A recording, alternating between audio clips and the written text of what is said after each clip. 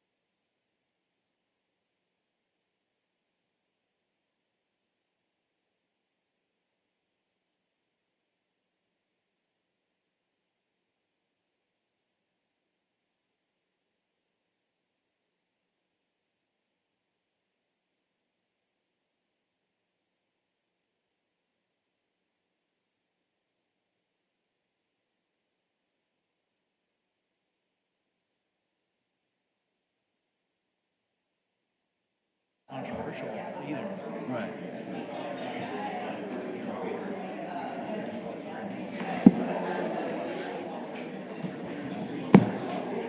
Yes.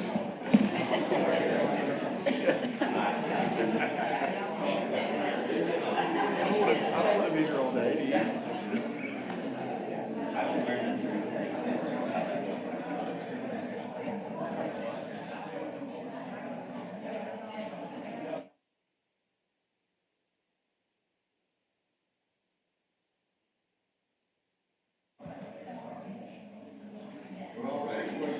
There he is.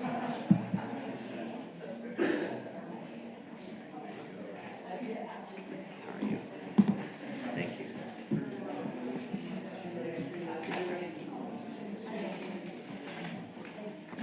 Okay, yeah. How are you all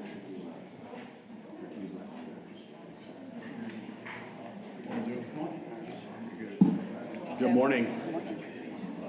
Can everyone hear me okay? It's 9:04, and I'm going to call this meeting of the Planning Commission to order. We have a quorum present. First item is the consent agenda. The commission may request for a consent agenda item to be moved to the regular agenda for presentation and public comment. Otherwise, the consent agenda will be considered in one vote. All items on the consent agenda have been recommended for approval of staff. No opposition received to date. So the only item on the consent agenda is the minutes from last month's meeting. Anyone wish to make a motion? So moved. Second. Okay, we have a motion and a second to approve the consent agenda. All in favor, say aye. Aye. Opposed? 6-0. We're going to move a couple of items up here to the front because it looks like we've got a lot of folks here for a couple of cases. So the first one I think we're going to tackle is the Fairway Downs annexation. So I'm going to read the discussion item.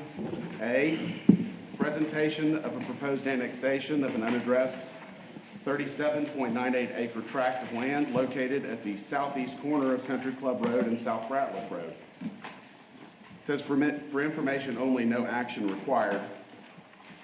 There's also a related item here, item 2, under subdivision plats. Related comprehensive plan amendments and rezonings. City Council has final authority for approval of comprehensive plan amendments and rezonings. Item A, southeast corner of Country Club Road and Ratliff Road, CP 2204, request for approval of an amendment to the comprehensive plan changing certain lands from rural to the neighborhood and commercial future land use being 37.98 acres located at the southeast corner of Country Club Road and South Ratliff Road. And item 2, Z2210, a request for approval of, to zone property to the single-family residential RS1 and general commercial CG zoning districts being 37.98 acres located at the southeast corner of Country Club Road and South Ratliff Road. All right, thank you, Chair Stribling, Planning Commissioners. Jeff Fisher, Chief Planner. So I'm going to run through the annexation. This is just a discussion item. This will go to City Council in June, but because it's related to the zoning and the comp plan and the annexation initiated this process, we're going to go over that briefly here in a minute. So approximately 38 acres of land. It's at the southeast corner of Ratliff and Country Club. Oh, there we go. So just in that big area there. Y'all had approved the final plat a few months back, and then a preliminary plat before that. So this is basically the first phase in that preliminary plat and mirrors the final plat area. So in order to get to city services, they need to annex into the city. That also requires the zoning and the comp plan amendment. This is in District 1, will be in District 1 in Tommy Hebert's district in the Country Club neighborhood. That's the survey that was provided. So the final plat was for 52 single-family lots and 1 commercial lot. The commercial lot is at the northeast corner, so that needs to be zoned, and then the rest of it will all be for single-family homes. The proposed zoning is RS1 for the single-family homes, and then CG for the commercial lot. And this will mirror the comprehensive plan amendment too. So the RS1 will be neighborhood in the future land use plan, and the CG will be commercial in the future land use. And all that means for the public is that the comp plan is just the future growth, how we want it to grow, and then the underlying zoning will be what really matters for getting building permits and things like that. There is a service plan associated with this annexation. There'll be required utility connections. It's farther away than the minimum distance to connect to city sewer, so they will use septic systems, which they can at half acre, but at some point they will connect onto city water. So here's the timeline. On May 3rd, the annexation petition was accepted by council. Today is just the discussion of the annexation, but you will be voting on the zoning and the comp plan. And then June 7th, all of it together, the 3 applications go to city council for first reading, and then they go to June 21st for second reading consent agenda. But for the public hearing for the council will be on June the 7th. That's actually it for the annexation discussion, if anyone had any questions. So basically, to expedite this process, the zoning and the comprehensive plan will run concurrently. That way, annexation, if it gets approved at council in June, then the comp plan and the zoning would also get approved. And so I can move forward if you'd like. I can finish the presentation on the zoning, or if you have questions. There's no action required for this portion of the case. Is that correct? That's correct. Isn't there more land than is being delineated on that map that's part of this subdivision?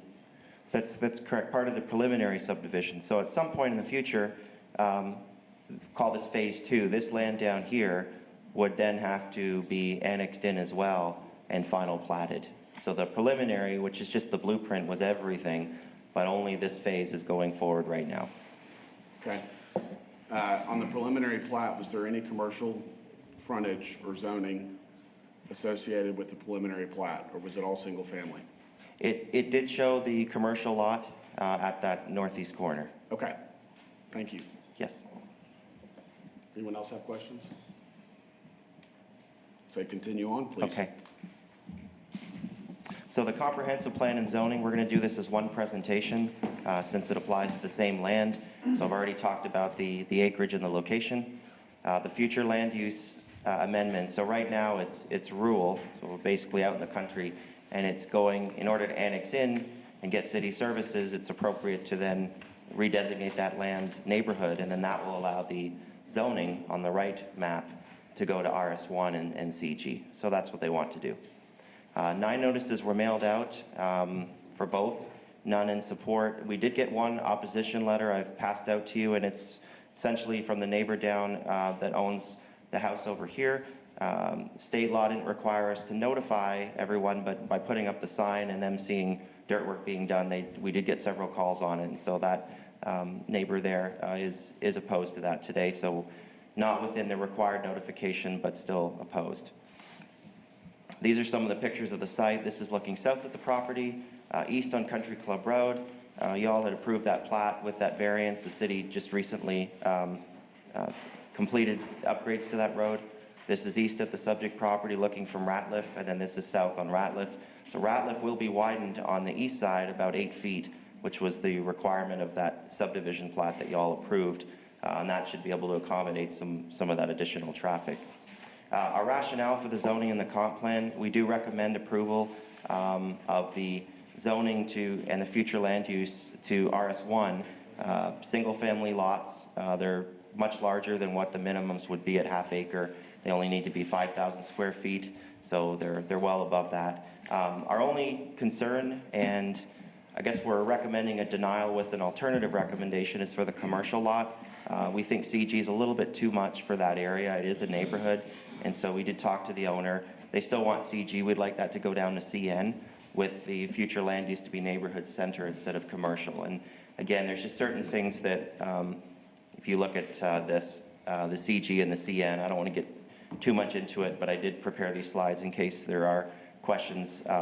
Basically, the CN does not allow any outdoor storage except within 5 feet of the wall, so they can stack things or whatever, but they can't put it all outside. So that'll prevent that. The second thing is the CN limits some of those other uses. So even like storage units could be allowed with a conditional use, but this gives staff at least an opportunity to look at it. Same with like things like car washes and industrial service and warehousing. We don't really want those last few uses I mentioned, probably in a CN district that the CG would allow with a conditional use. So again, that's kind of our rationale. So we are recommending approval of the comp plan and the zoning for the residential to go to neighborhood and RS1, but we alternatively recommend neighborhood center and CN for the commercial lot. Any questions or comments? I know there's probably some people from the public here as well. Anyone have questions for the staff? Okay. Thank you, Jeff. Sure. We are going to open it up for public comment. Just by show of hands, could you please raise your hand if you're planning to speak on this case? All right. It's open for public comment. Come on up. If you wish to speak, please state your name and address or single member district.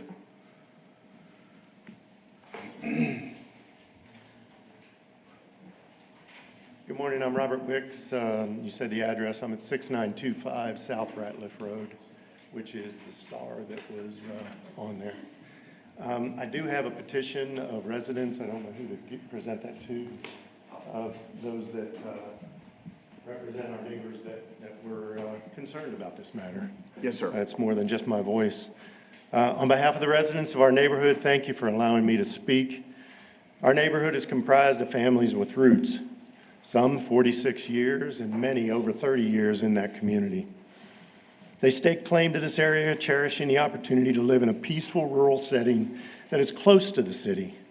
And like the 33 households on this petition, we were disappointed we were not afforded information of this sizable project that's going to change our environment or have our voice heard before the final plat was approved. With that said, our petition addresses three major concerns. In a nutshell, it's traffic and safety, it's the disruption of a tranquil environment and wildlife habitat, and it's the impact on property values and existing conditions. Early in my military career, I learned just because you can do something doesn't mean you should. I believe that it is representative of the proposal that is to transform this calm neighborhood into a bustling area. I appreciate that you've already addressed some of the things such as the commercial zoning. In addition to 120 single-unit homes in a 3/10 of a mile stretch, 120 homes when these two units are going in before you get to that corner in Ratliff Road. And the added traffic associated with permitted commercial development, it makes this area ripe for disaster. You saw the pictures and how narrow that is. And even if you add 8 feet, what does that really do?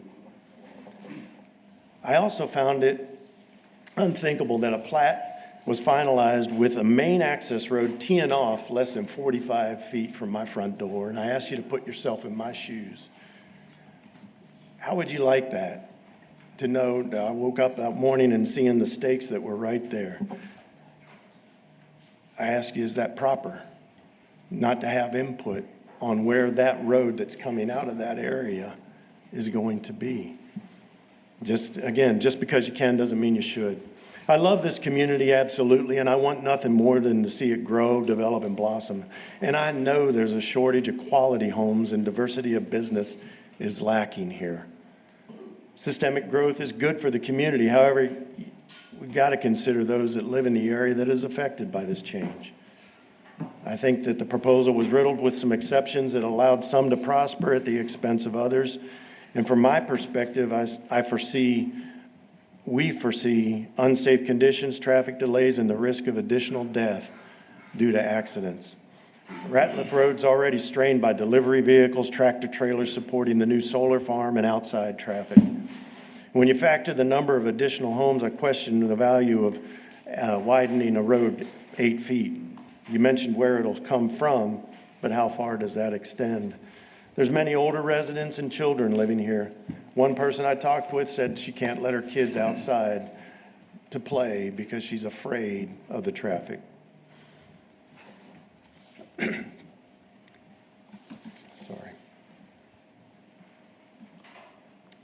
pages went instead of one. Sorry about that.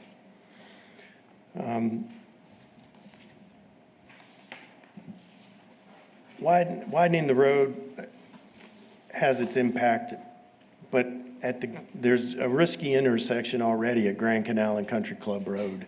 If you've ever driven there, there's a blind spot. It's right on a bend, and if you put an access road out there or put a convenience area there, it just makes that area all the more dangerous. So, and then you can widen it even further and look at the intersection of 277. 120 homes added to that, the 20 that were developed recently down Country Club Road, it's making it more treacherous. I think sometimes we miss the point of progress. After our combined 55 years of military service, my wife and I chose Ratliff Road because it's a calm and peaceful place. That's been disrupted by this rezoning. Thank you for allowing us this opportunity to present our matters, but I want to just close again asking you to put yourself in our shoes. Would you like to have a steady flow of headlights looking in your living room window? Just because you can doesn't mean you should. Thank you. Thank you, sir.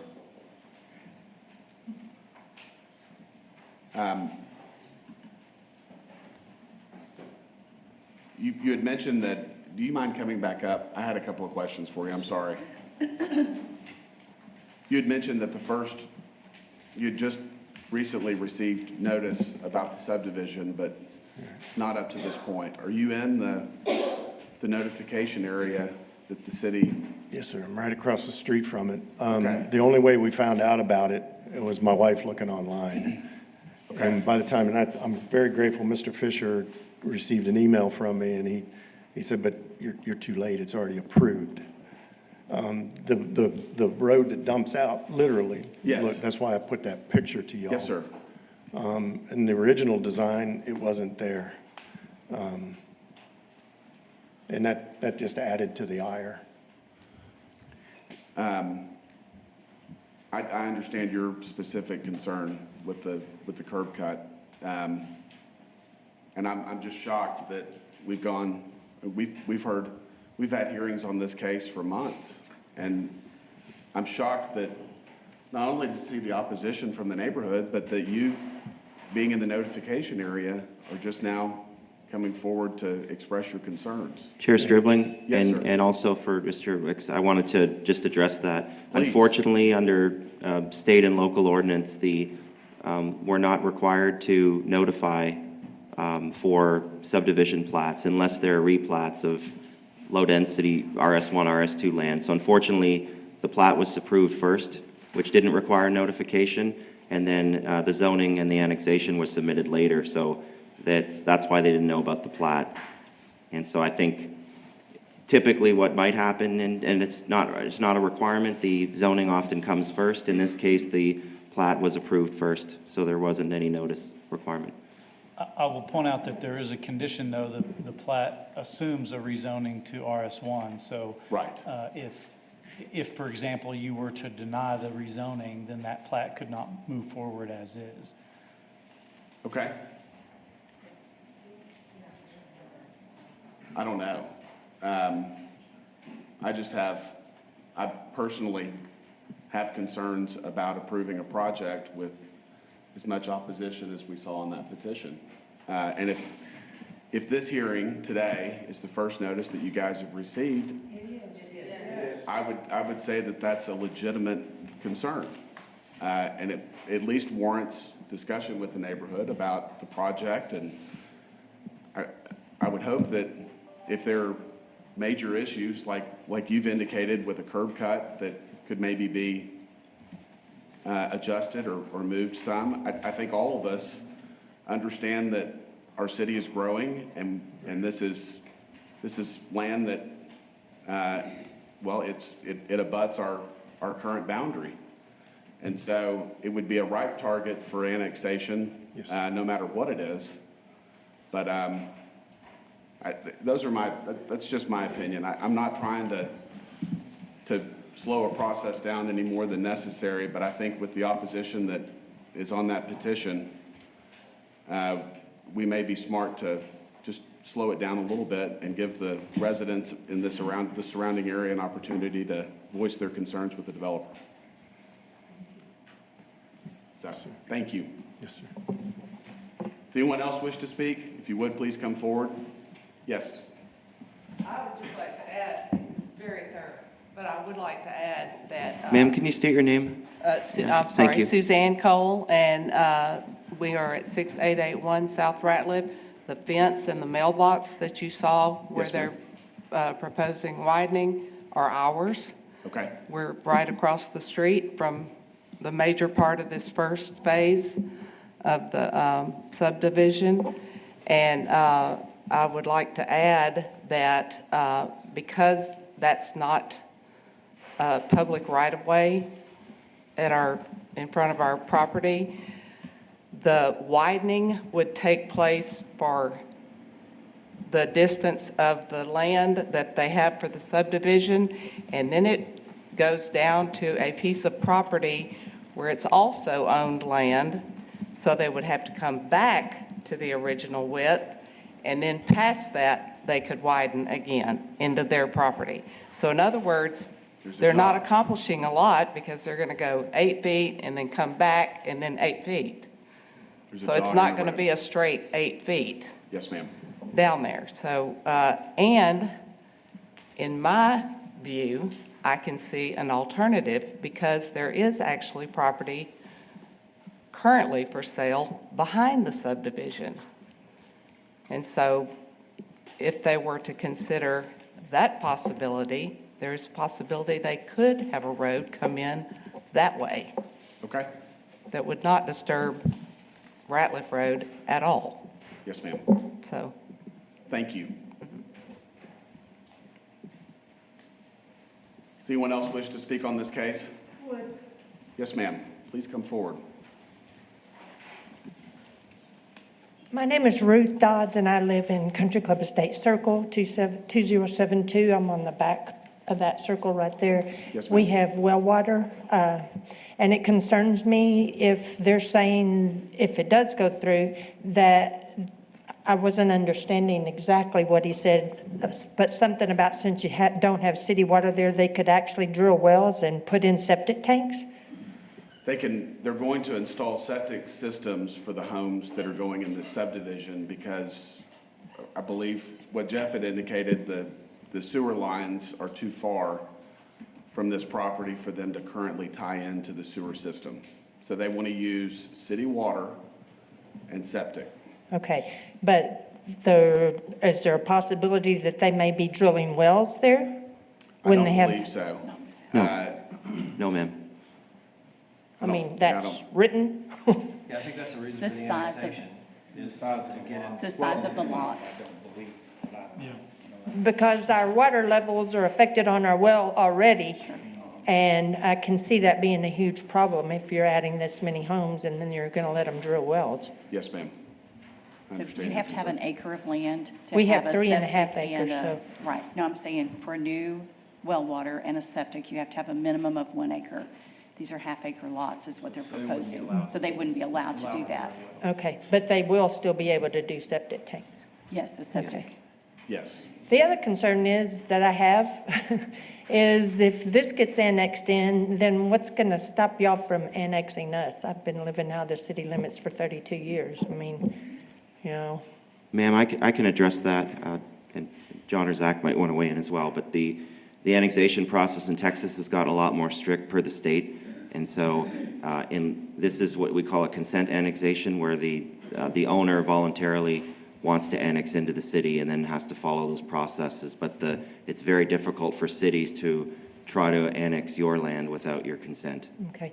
The other concern I had was Brant Badger owned that land for many years, and it had been for sale for a long time, and no one had bought it basically because I'm sure there wasn't water. And so I'm wondering if everyone who had the opportunity to buy that land was made aware of the possibility of it being annexed and therefore getting city water, those kinds of things?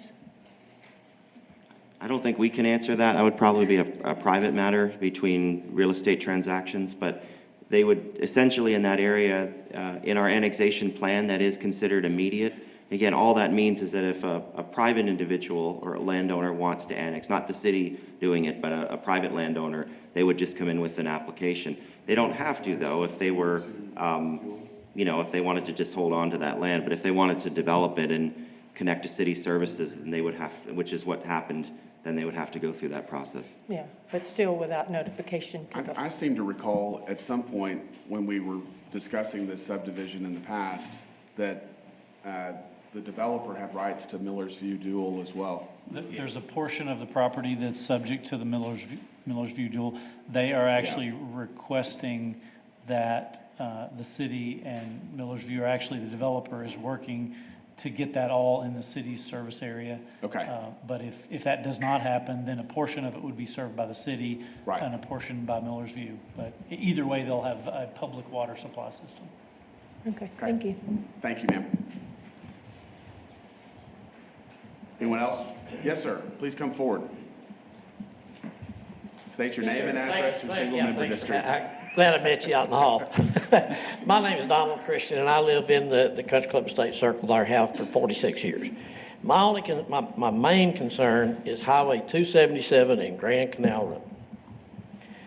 They have put up blinking lights, they put up blinking stop signs, they've done all this. There's been people maimed at that intersection. There's been people killed at that intersection. Yes, sir. And you take 48 houses, that's at least 100 cars probably. That's going to add to the traffic to that entire area. So you're going to have to look at a red light, something, if you're going to keep adding to that. So I just wanted to point that out. And Thank you. Appreciate y'all's time. Appreciate it.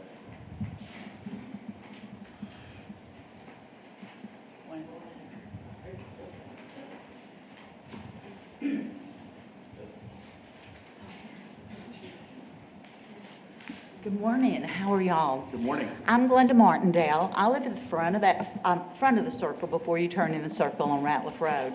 And just, the wells, which Ruth mentioned, that's a big problem, with water wells. But you're saying that they cannot do that. As long as that's written in when someone buys it, each lot and block, because if not, then they can drill and then say, oops, I didn't know that. So that's kind of put on the landowners to take care of that. Another concern is, and like Don mentioned on the roads, you have a very small area, they're gonna widen 8 feet. Then, like she said, it's gonna go back to a narrow road. And then you come out again. It's gonna come out again on a curve that's not a good curve. Terry knows about that because she used to live out there. With the solar farm that has gone in, we have a lot of 18-wheelers, and they're not driving 25 miles an hour, 30.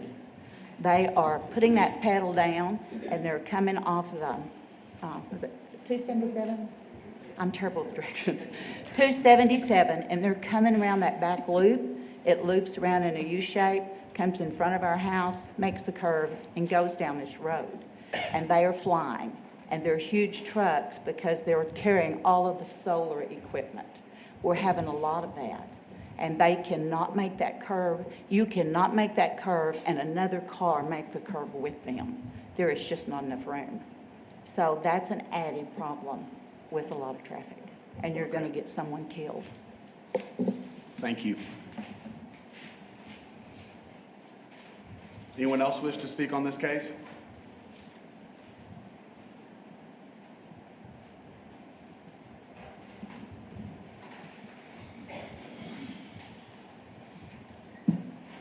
Good morning, Commission. Casey Pointer, developer, man of the hour, evidently. I would first like to show that, or say that we appreciate the concerns. We have done a lot of planning and working with you guys on this. I would also say that a lot of their concerns are concerns we had probably coming in, but due to ordinance and all of that, primarily the exit there, we had to put that in. The original one, as they said, did not have it, but it didn't meet ordinance, so we had to put that in. Just a few things. Obviously, with the annexation, we are not going to be drilling water wells. They did touch on that. I guess there's a possibility if people buy 2 lots and rezone it so that it's 1 lot down the road, that would be possible for them, but I don't see that happening very often, and they'll already be annexed into the city because that's what we're doing. We're in that process today. Headlights going out, yes, it is facing that house. I've been out there. There is a privacy fence right in front that will block most of that. And for that matter, 80 to 90% of the traffic is not going to go back to South Ratliff Road. It will go to Country Club Road, which is the primary entrance and exit for the subdivision, which was planned all along. Addressing the purchase of land, it was up for public sale. Anybody could have bought that land. They could have done whatever they want with it. The land is in the county. We're here today because obviously we need water, and that method is going to the city and annexing. I do want to address this solar farm as well. I actually live on West Ratliff Road, and I hear what the lady is saying, that it is a lot of traffic from big trucks, a lot, and there's big rocks out there and stuff like that that has no concern. They had no concern for the neighborhood when they did it. But really the point in this is saying that the solar farm was major economic development for our county. I didn't want it. I didn't like it. But it was huge for our schools and other things, just as this is huge for our city and our schools. It's a $250 million economic impact. I know money isn't everything, but it helps. It helps us build better roads, which is what we're doing. We're widening that road. The city, John and Jeff want that, and we want that. I want that. I live out here. I also want increased property values, and they argued that it would decrease. How? I don't see that. You're adding a farm that has, or you're taking away a farm that has a property value of 10 to 15,000 an acre, and adding, 500,000 plus range of houses and lots to that, making it definitely more valuable to live around it. I'm also here to answer questions or comments you guys may have for me. Casey, the only concern I have that's been raised by the residents and the petition that's been passed is just the lack of notice for the folks in that immediate area. And I've served on this commission for years, and it's been a problem many times. And I've tried every way I know to get better notification on cases. This is another great example of a lack of notification that I think was pretty critical. And I'm not blaming you.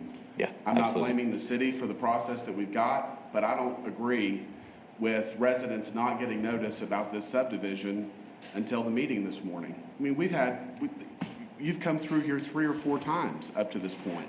Yes, sir. We've heard nothing from the residents. And so, as a planning commission member, I can only assume that notice was sent out to those folks and that they're okay with what's being done. And now we come in the meeting this morning, how many signatures are on that petition? 40? 35? 33. That's a lot of opposition. And so I'm not up here saying we don't need this project, because I do think that it's hugely beneficial to our community. All I'm saying is, if you've got 35 households around this that are upset about what's being done, at least go through the process of working with them, understand their concerns. You live down in that area, so do they. And they, the issues that have been raised about the width of the roads and the life safety issues are legitimate. Yep, absolutely. And so maybe nothing changes and they're happy with what's done after they have an opportunity to get a better understanding. Maybe you move a road a few feet and everyone's happy because of it. I just feel like that's an important part of this process that was overlooked. And that is my main concern sitting up here this morning. Absolutely, I agree with that. Fortunately, this process is informational, correct, Jeff? We are in an informational stage of this planning and zoning. Well, the annexation is, but the zoning and the comprehensive plan will require a motion, so that is open to public discussion. So today we'll have a motion on the The RS1 rezoning zoning. of the land is what's on That's the right. agenda this morning. And hadn't even talked about the commercial, which we wanted to be general commercial, and Right. main reason for that is leaving it open and able Flexibility. to flexibility. Absolutely, Yeah. yes, sir. Okay. Anyone else have questions for Casey? Jeff, Thank you. what? Real quick, what is the? So we have to have a motion today, or can we come back next month again? We can table the zoning and the comprehensive plan. That would, since it's on the same timeline as the annexation, we might need to move the annexation back as well, so to give the time, Yeah, but I would say, well, we I'll let could Mike look do- at potentially moving the annexation, but the state law has a pretty specific timeline. It has to be, once the process starts, it has to be completed within a set timeframe. Now, as I'm understanding the concerns, it's not so much about the annexation, but about the zoning. That could be tabled even if the annexation goes forward. Now, Casey may say, well, if we don't get the zoning, we may not want to annex. But we could look at those timelines, but you could definitely table the zoning until your next meeting if that's your choice. Personally, that's what I'm inclined to do, given the opposition from the residents. At least give them the opportunity to visit with Casey, express their concerns, and maybe alleviate some of their concerns before we move forward with this. Yes. Are there other people that would like to speak before I'm going to leave, Casey, if you don't mind, I'm going to let the rest of the folks speak on public comment, and then, Yes, sir. thank you. Thank you.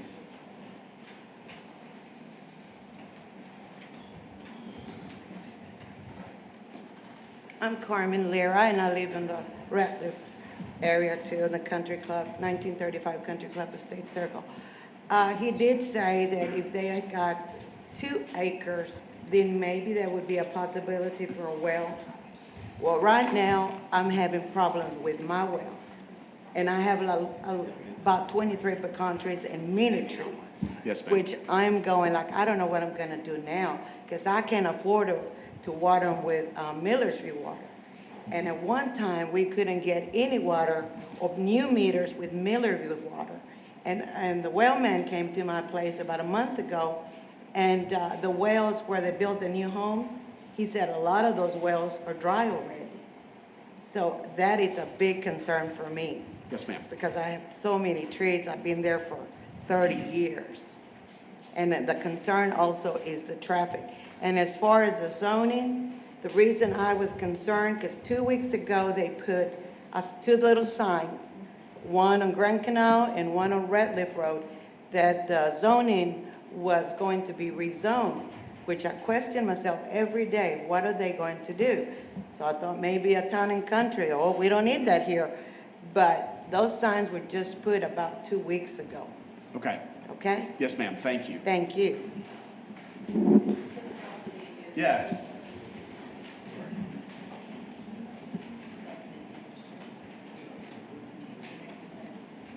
Yeah. Yes. Yes. Yeah.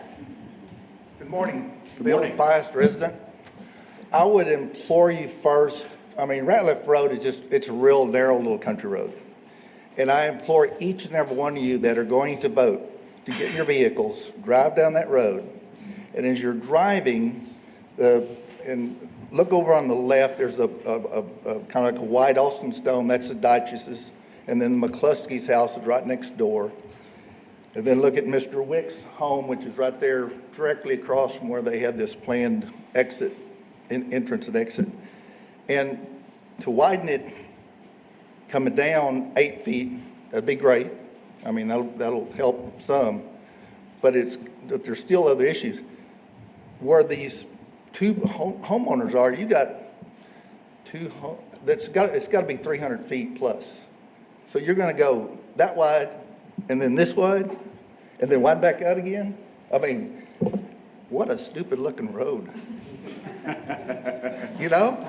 And the accident, I mean, are you gonna be that vigilant to be watching you're driving down, and all of a sudden, a car, coming at you? And you got traffic turning in and out? I mean, it's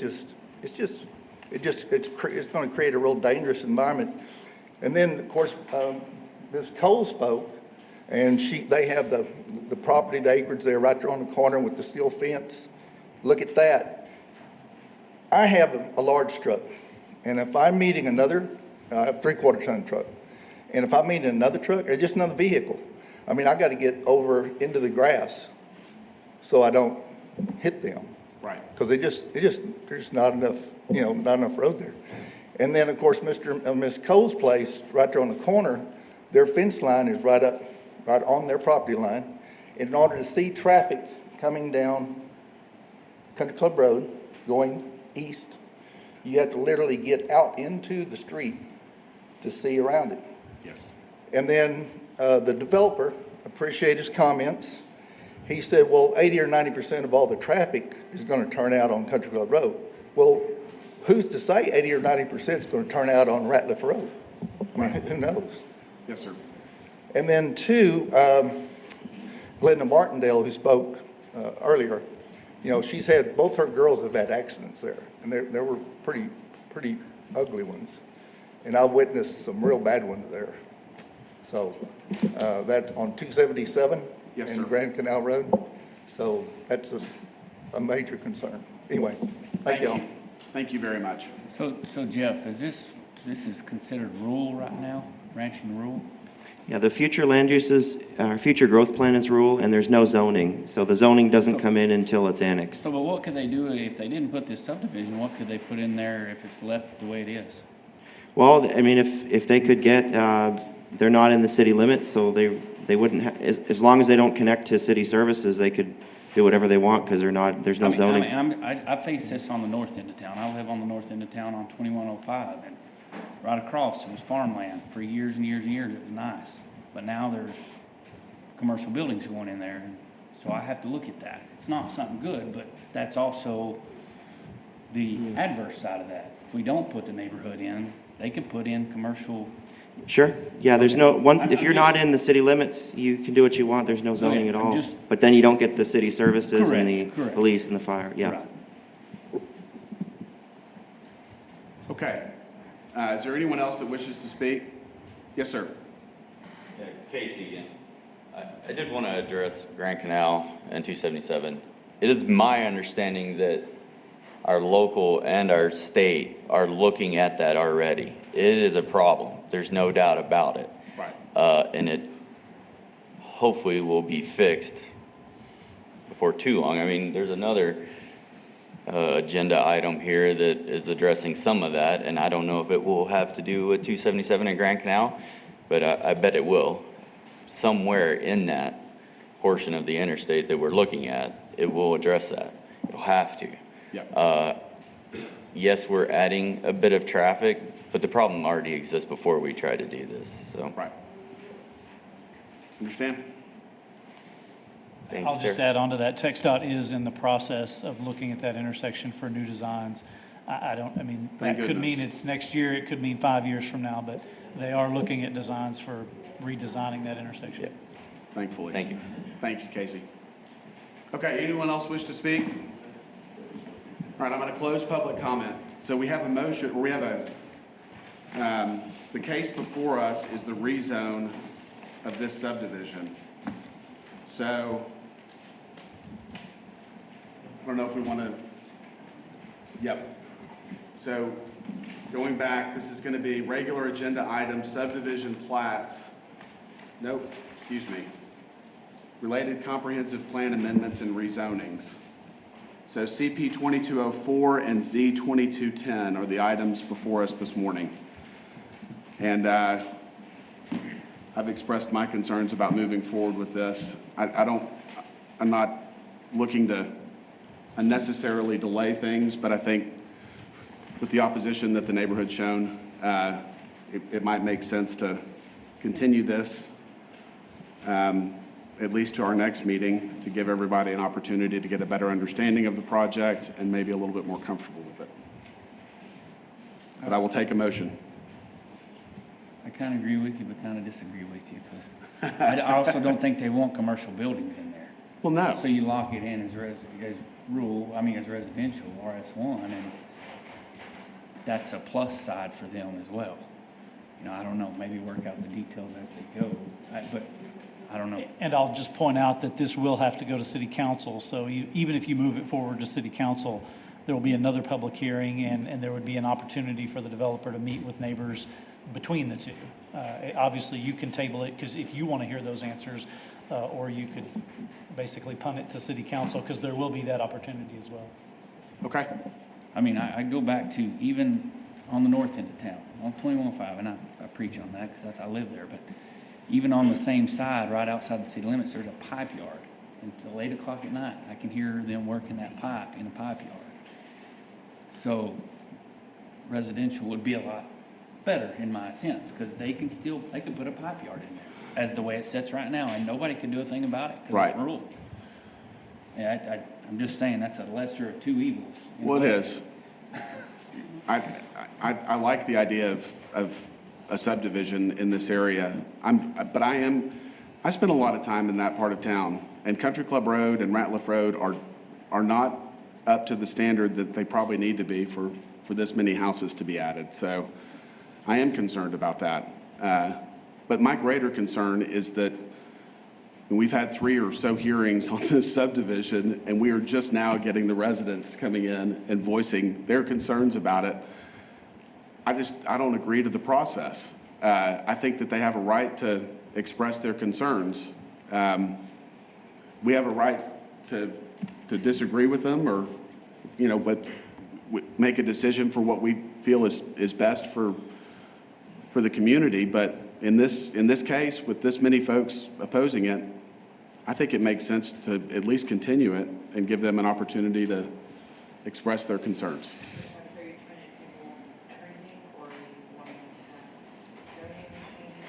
Annexation first. Jeff? Well, just a reminder, the annexation does not take action by you. That was just for your information. Yeah, this would just be That to only continue goes the to city rezoning. council for action. The only thing we can take Timeline. action on is the rezoning. The timeline, please. So, gotcha. Yep. That one, okay, thank you. Okay, Mr. John, so today's May the 16th, and we've listened all that. I know it's scheduled already for June 1st for it to go as city council first annexation. Now, according to state laws, how much time is May the 3rd when Mr. Pointer applied for that, or petition accepted by council? I don't know what that means. That's when the council accepted it. Okay. And they applied maybe a few days, a couple of weeks before that. That's when it goes to council, and the council accepts that petition. That's what starts the clock by state statute, where certain things have to happen. You have to have a public hearing later than this date, but before this date. And Jeff may know, he may have it, but I think we might have to go back and look and see if they wanted to, if the rezoning would delay the annexation. We have a window within which that annexation either has to be approved or denied by council. Yeah. We'll just have to look at those dates to see if that affects that window. Yeah, and I think 1 month would work. I'm confident because the timeline was 49 days. They actually requested it to be expedited a bit. So if it moves back 30 days, you're still at 79, and the maximum's 90. Okay. So we could table it and still be within the time frame. Our next meeting is June 20th. That's Yeah. exactly what I was going to say. So, I agree with you with the opposition, but I guess I should have asked that earlier, is would you rather leave it the way it is and take the chances? Because let's say they decide to pull it and they don't do it. I mean, They could move all the equipment for the solar farm in there, and there's not a thing you can do about it. By doing this, it's kind of like the short-term rentals. They're held to a higher standard by doing this. Yeah. You know, I'm just saying, with moving forward with the RS1, it's gonna be held to a higher standard. It's gonna get annexed in. Casey, would you feel comfortable if we continued this? Would you feel comfortable if we continued this? I would rather not. Right. Can you speak in the mic? I'm sorry. An open public comment for Casey to speak. Thank you. No. I know it's not what you want to do. It's been a but- long time coming. We redesigned, we did a whole bunch of stuff to make it better, right? And make it more safe and a mountain of things. I would like, I raised my hand because I knew you had closed public comment, but I would like to make a point that the plat is final. It's been approved. Yes. So every concern that they have is not whether or not it's residential or commercial, which is the zoning, is what we're talking about. Every concern has to do with the plat. And it's through. I completely and wholeheartedly believe what Joe is saying, that if it's commercial, it's horrible. But if it's denied right here, I mean, I got to do something with it. I can't sit on it. I put it back in farmland. It's not worth that, So something's got to give. Okay. Thank you. Thank you, Casey. Close public comment.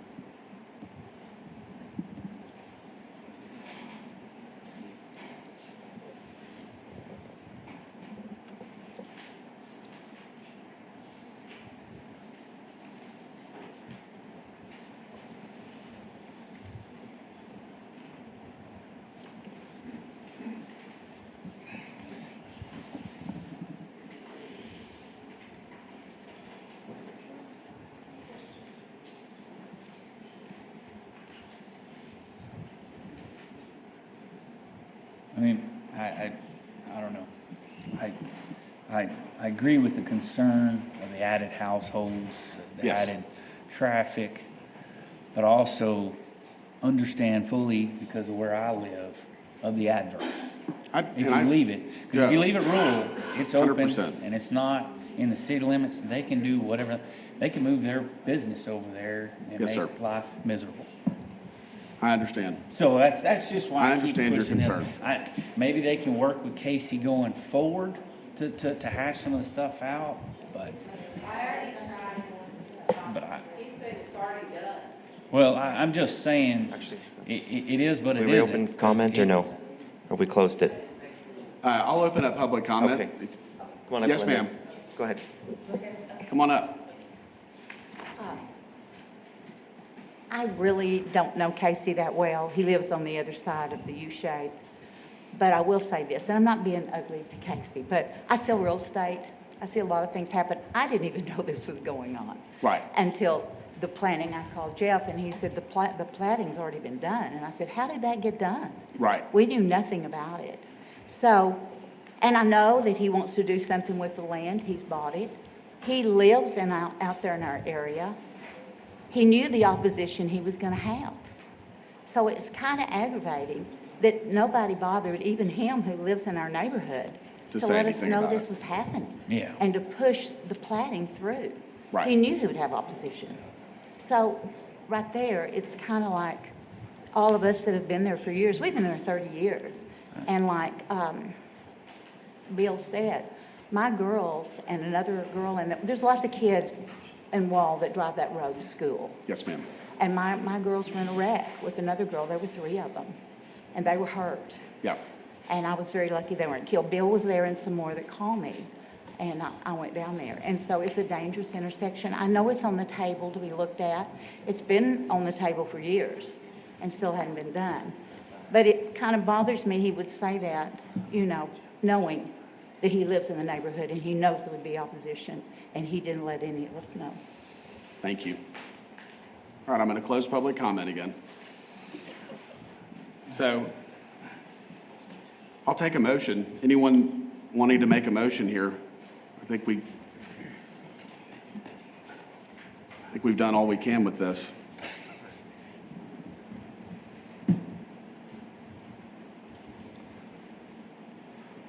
I'll move that we accept as presented. Just, I mean, and this is strictly to keep it from staying rural and not, them being able to put, because again, they can put whatever they want in there.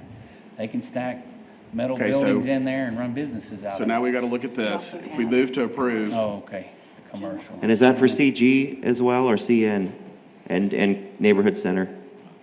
Or commercial and CG? I don't know about that, just because I would move towards the neighborhoods, the neighborhood commercial, just in the light of keeping things nice. reduced intensity. Yep. So I would restate that. The motion is to recommend approval as recommended by staff? Is that Yes, correct? Okay. yes, the way it reads up there. All right, we have a motion. Does anyone wish to second? I'm going to second it. Okay, we have a motion and a second to approve as the staff's recommended. All in favor, say aye. Aye. Opposed? Aye. Can we get a show of hands who are? for that, so we. So opposed? Document it. It's 4-2. Did you vote for? Yeah. I voted for. Yeah, 4-2 in favor. One, two, three, 4, 5, 6 of us. Or did somebody vote twice? It's 4-2. But you voted for. I just wanted to ask you. You did. Four. Sam and I are against. Okay, I'm sorry, I was doing it the other way. Yeah, So that's not okay. that's in favor, but not a supermajority. So 4-2, okay. 4-2.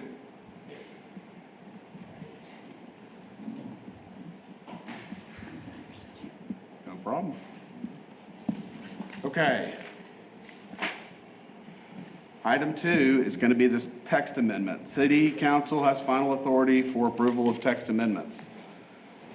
Item A, an amendment to Chapter 12, Planning and Development, Exhibit A, Zoning Ordinance. Amending Section 314, Residential Structure Type, Section 401, Accessory Apartments, and Section 406, Bed and Breakfast Establishments and Short-Term Rentals.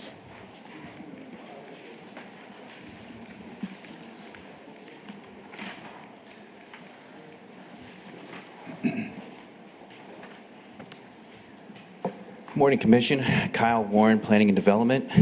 And as you said, these are amendments to Chapter 12, Sections 401 and 406 of the zoning ordinance. And what this will do, it'll affect accessory apartments in the RS1 and RS2 zoning districts. And it will also change the separation requirements for short-term rentals applying only to RS zoning districts. And the 401 amendment will allow for an accessory apartment in RS1 zoning, provided the owner lives on site, and that's in either the house or apartment. 2, rental of both units, house and accessory apartment in RS2 zoning, so the owner does not have to live on site to rent both units out, obviously. 3, the prohibition on accessory apartments within 5 years of home construction will be removed. And the Section 406 amendment will remove the 500-foot separation requirement in all zoning districts except for RS single-family districts. 2, allow for more short-term rentals in areas that already allow commercial, multifamily, and hotel development, including downtown. And 3, if a proposed short-term rental is in a commercial district but within 500 feet of a short-term rental in an RS zoning district, both will still be allowed. And our rationale for the Section 401 amendment is that the accessory apartment amendments will legalize the use of many existing accessory apartments in RS1 zoning areas, like the Central or Santa Rita neighborhoods. And this will also allow for dual rental in RS2 zoned areas, which already allow duplexes. And 2, the Section 406 amendment, the striking of the 500-foot buffer rule for commercially zoned short-term rentals will allow for a higher density of STRs in the Central Business District zoning area and other commercial and multifamily districts. And I know that was a lot. You got any questions on those? It's quite a bit. Any particular side? Why don't you go back to the beginning? Okay. Okay. So you want to allow accessory apartments in RS1 and RS2 zoning districts? Well, they're already allowed in RS2, but it's just allowing them in RS1 provided the owner lives on site. Okay, so let's talk about RS2 first. Yes, sir. What's allowed in RS2? Can you have accessory structures? Can you have more than? Yes. So. And as it stands now, RS2 allows for accessory apartments, and the owner has to live in the RS2. Does the owner have to reside in RS2? Currently in RS2, yes, and the concern we have is you can already put a duplex in RS2. Right. So why not, you can have a duplex that's rented out and an owner doesn't have to live on site. Right. Why not allow both units, a home and an accessory apartment, both to be rented in RS2 that already allows duplex? So that's that change. Okay. Yeah, I'm sorry, maybe I missed it. So John, are you the new requester? Does the owner have to live in one of the units in RS2? Not in RS2, that we're eliminating that requirement for RS2 only. But currently, that is the rule. Correct. Okay. I'll point out one of the reasons for this is we have gotten a large number, I say large, we've gotten a handful of cases where folks are requesting to rezone from RS1 to RS2, particularly in Santa Rita, where you've had historically accessory apartments. Well, under our current ordinance, you can't do that. And so in order to reinstate an accessory apartment that's been there for maybe 50 years, they have to rezone to RS2. Now, that creates concerns from the neighbors because RS2 allows duplexes and people don't want that. And so allowing accessory apartments only in RS1 allows those use of those accessory apartments, but doesn't require rezoning to RS2 that then opens it up to duplexes. Okay. But again, so then RS1, the owner has to live in one of the two structures. Correct. Yes. So the concern I have about making this change is that if you looked at the zoning for Santa Rita, it's all RS1 with limited exception. Right. We don't have RS2 on duplex properties that were built as duplexes. Not in Santa Rita. In Santa Rita, yeah. Or in other parts. But I don't know. There are a number of RS2 zones in Santa Rita because of this issue, because the only way to use an accessory apartment is to zone to RS2. Right. This allows that opportunity without having to zone it to RS2. So we have structures that were built as duplexes that are on RS1 zoned land today.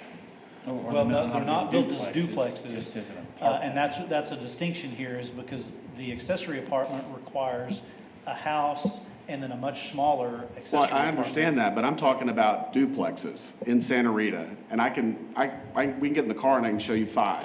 Well, I will say on 2.5 Austin and minutes. David Streets, those are completely RS2 zoned on the eastern side of Santa Rita. There are large swaths of area in our community where we have duplexes that have been constructed that are on RS1 zoned land.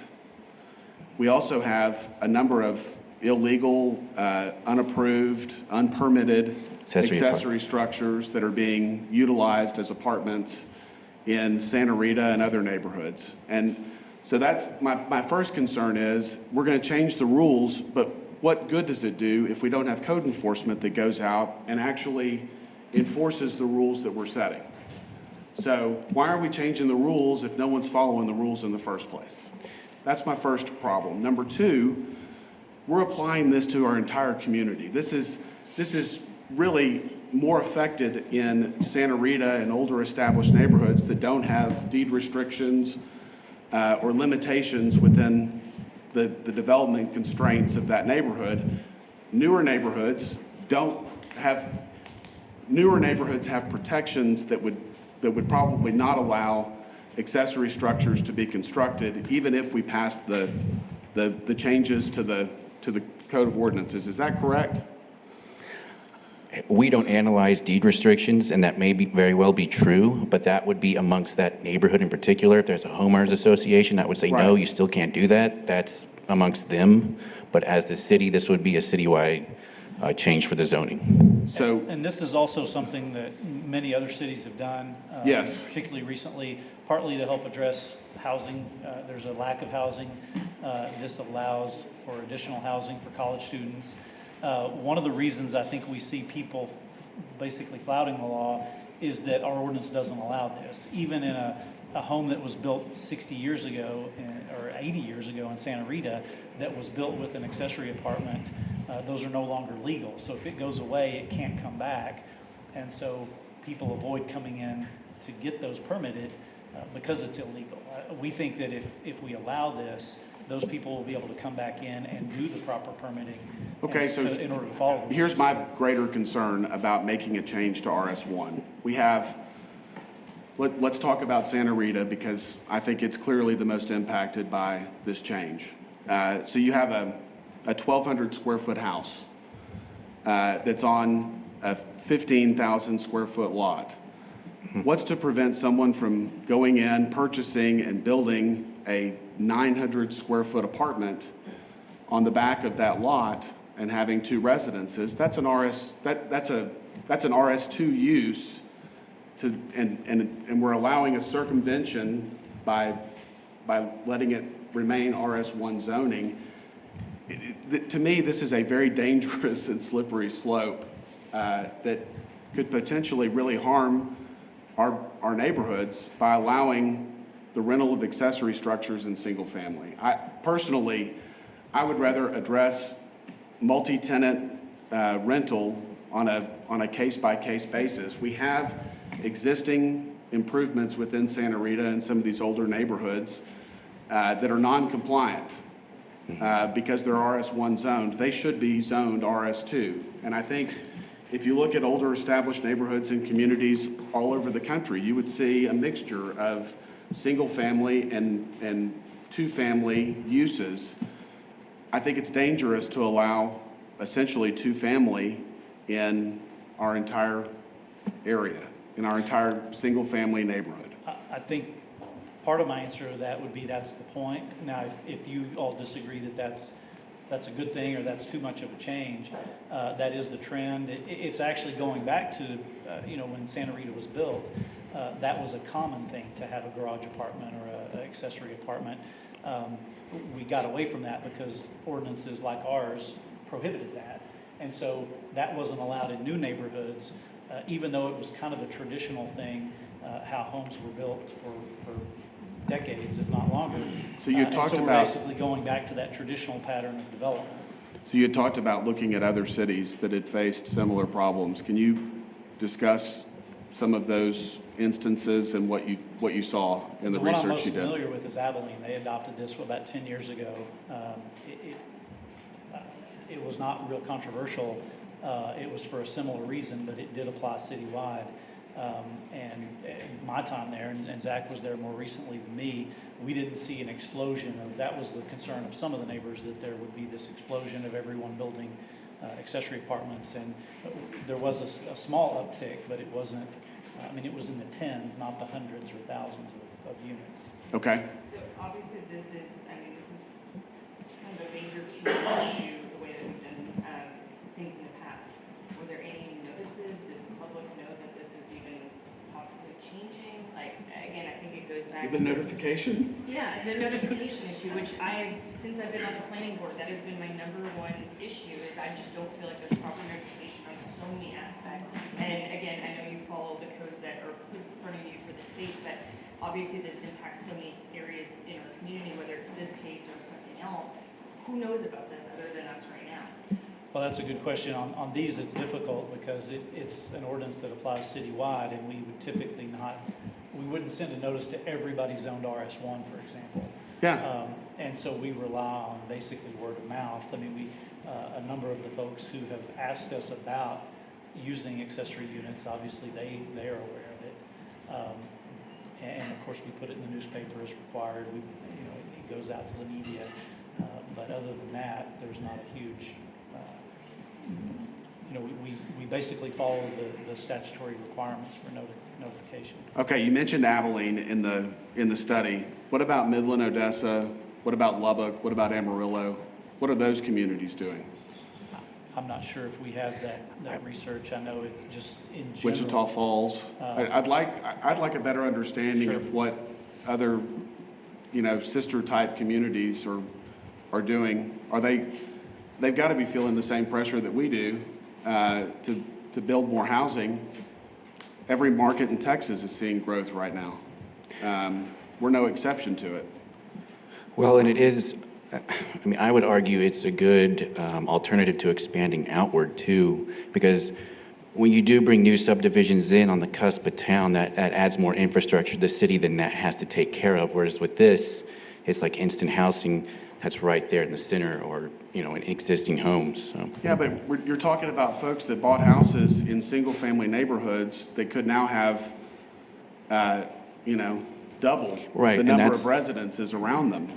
Their expectation when they bought it was not to have a bunch of, twice as many residences around them as we're potentially going to allow if I we would adopt point this. out, though, that the impact of this is limited. This does require additional parking, so if you can't fit additional parking, you couldn't do this. We do have a lot coverage limitation, so on smaller lots, there literally just wouldn't be room to add an additional accessory apartment. Well- Your example is a good one that, if there are areas with the larger lots, a 15,000 square foot lot may be able to do this, but our typical RS1 lots that are 60 by 100, there's just literally not room to put a 900 square foot accessory apartment. So I would say, probably half the city wouldn't be allowed to do this just because they wouldn't be able to fit it or provide the extra parking that would be required. And going back, there are subdivisions in our city limits. Like I don't think you could probably do this in Southland or Bentwood. Right. Restrictions, 'cause they're new. The deed restrictions. But like if you. And we've got Santa Rita doesn't have that protection, and I'm sure there are other neighborhoods like Santa Rita that don't have those protections. That's where you will see the change. You're not going to see it in these areas that are protected already. Okay, so obviously I understand a lot of your concerns, Travis. Is it something that if this passes, it could be for existing structures that already have a second unit on the back, and then any new build, which I'm not gonna lie, I can't see unless somebody was gonna use a new structure that they built on their property for personal use. With the build costs right now, they most likely wouldn't be able to make that up in rent, in my opinion, in a lot of those neighborhoods. But would it be something that you could have this applicable to any existing structure that has a garage apartment or Yes. agency or whatever, but anything new would have to come in front of planning? It could. I think the way to do that would probably to make this something like a conditional use. And under our ordinance, something that already exists that's allowed by conditional use is assumed to have that approval. So it would basically grandfather the existing ones. But then it would require that any of these come to you all on an individual basis. Well, that goes back to what I was saying originally. I'd like a better understanding of what's non-compliant today, so that if we made an adjustment here to the Code of Ordinances, all of that's immediately brought into compliance. And I don't know that all of that should be brought into compliance. A lot of it was unpermitted, and so it doesn't seem fair to me for someone to illegally circumvent the system, add a residence in the back of their property, and then all of a sudden be allowed to do it because of the change that we made to the ordinance. Well, I would say that if they did that without permits at all, then that would not be, you don't get the benefit of grandfathering if you put in something illegally without permits. It would have had to have been permitted or predate, you know, our ordinances, so it would have to be, you know, 50, 60 years old. John, I hate to say this, but I think there are a lot of structures that are in non-compliance that were done illegally in our neighborhood. Sure. I guess I would argue that that is indicative of a need that our ordinances don't meet, and somehow meeting those. Again, the concern is you shouldn't have to, we don't believe you should have to rezone to RS2 just to allow one of these accessory apartments. I can see the But you argument. have to come, you're saying you have to come in and get approval for a special condition. I mean, what's the difference in rezoning and some conditional use? It's the same process. We're going through the same steps. They're coming here according to what you've proposed regardless. Well, right? if you go with the conditional use, what we've proposed is just making it allowed by right. Now, I understand your concerns with that. Okay. I will say the conditional use is simpler in that it just goes to you all. It doesn't have to go to council like a full rezoning. But I think somehow figuring out a way to allow these accessory apartments to go in without a rezoning to RS2, because again, the neighbors, we just had one a couple months ago, the neighbors are all concerned that they're going to tear it down and put in a duplex, which nobody wants. Well, I think the concern there was several issues. Number one, you guys had proposed to potentially rezone an entire city block to RS2, which basically we're rezoning entire neighborhoods now with what's proposed here, as opposed to a city block. If you have an entire city block rezoned RS2 and those improvements deteriorate to a point, someone's going to come in and level it and put duplexes on a city block as highest and best use. That doesn't help our neighborhood. Sure. An accessory apartment is, I mean, that's different than entire city blocks of redevelopment. So I share the same concern. I think that's the benefit of doing something, whether it's what we've proposed or conditional use. We're hesitant to zone one property different than everything around it. That's why we often look at zoning a little bit larger, because zoning is intended to be in districts. Zoning one individual property doesn't always create problems, but it can create problems. Just zoning one property different from everything else around it. And so that's why some sort of solution that allows these in appropriate locations, but doesn't require full rezoning is, we think is the solution, whatever that looks like. And I think it sounds like we probably want to table this. We can do some more research, look at some other options, but look at what our peer cities are doing to bring back maybe a range of options to consider. Okay. I mean, I'm really concerned. I think this could be potentially dangerous, and I do want to be careful with the decisions that we make. We've obviously got a lot of folks here, and I'm assuming some of them are going to speak on this case. So, does anyone have more questions for the staff? Yeah, please. So, and I was not on the planning commission when, and I'm not saying I'm necessarily opposed to this, I just think that it needs more discussion. I was not on the planning commission when the original short-term rental plan came out. John, how was that handled? Was that a community forum? What, you know, and you're just, again, because you're not, I mean, Santa Rita is impacted, Pulliam, Coberlin, a lot of that area will be impacted again due to the age of those homes. They didn't have the same restrictions as Southland, Bedford, Bluffs, whatnot. So can you walk me through how you guys, did you open it up to the community and invite everyone in to answer any of these questions? Like, what did you guys do at that point in time? Because that's the only thing I can kind of compare those to. I don't recall a specific separate, and I just may be misremembering, but there was significant discussion, as you probably recall, but I believe it was all before the Planning Commission and City Council. We didn't hold separate town hall forum kinds of things for that. Okay. And that raises a good point. There are really two things, and we maybe should have just split these as separate items.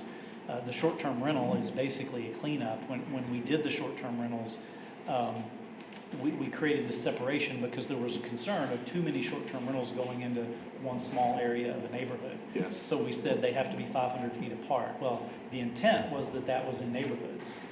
Inadvertently, the way we wrote it, it applied everywhere throughout the city. So now, even in a commercial district where you could have a hotel, you still are limited to short-term rentals 500 feet apart. One of the reasons this is coming now is we've got some short-term rentals that want to go into downtown. We've got two that are very close to each other, but because of the 500-foot separation, they can't. And so, again, we think that was an unintended consequence of the way the ordinance was written. So that second piece of this that we're talking about is just a minor cleanup to clarify that that 500-foot separation only applies in single-family areas, not commercial or multifamily. Because we think if you can have a 200-unit apartment complex, why can't you have two short-term rentals within 500 feet? So I agree. I guess I would, That makes sense. if you're comfortable with that, I would recommend that you go ahead and approve that piece of this so we can move it on. And then the first piece on accessory apartments, we can table and come back. Okay. And I do just want to make one more point on the accessory apartment issue. On David and Austin Streets on the eastern end of Santa Rita, those have been zoned RS2 since 1954. You can drive up and down them. It's still, by and large, single family in nature. There are a few accessory apartments attached to some homes or detached, and there's maybe 2 or 3 duplexes that have been built in that time, but it's still very similar to what's next to it, which is RS1 going west. So just a point to make on that. So thank you. Thank you. Anyone else have questions for the staff? You guys good? I'm going to open it up for public comment. If you wish to speak on this case, please come forward, state your name and address or single member district. Yes, ma'am.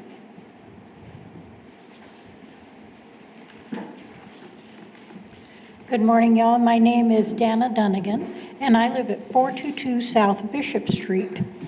That is directly across the street from the previously proposed block that you wanted to change completely to RS2. My concern with this apartment is, I don't know if it's a workaround by the Planning Commission from the previous issue of trying to rezone that block. In Santa Rita, the people that live there, that buy homes, we don't want to move to the Bluffs. We didn't purchase a home in Bentwood because we like the charm of the neighborhood. There is a certain charm to having a lovely little Sears 1950s clapboard cottage on the same street where there is a lovely, larger, older home. Look at the one on the corner of, Concho and Park. It's beautiful, and we do love it. We love our tree-lined streets, and we love our quiet neighborhood. We didn't move there to live across the street from duplexes. Now you say that won't happen. Maybe it would not, but maybe it would.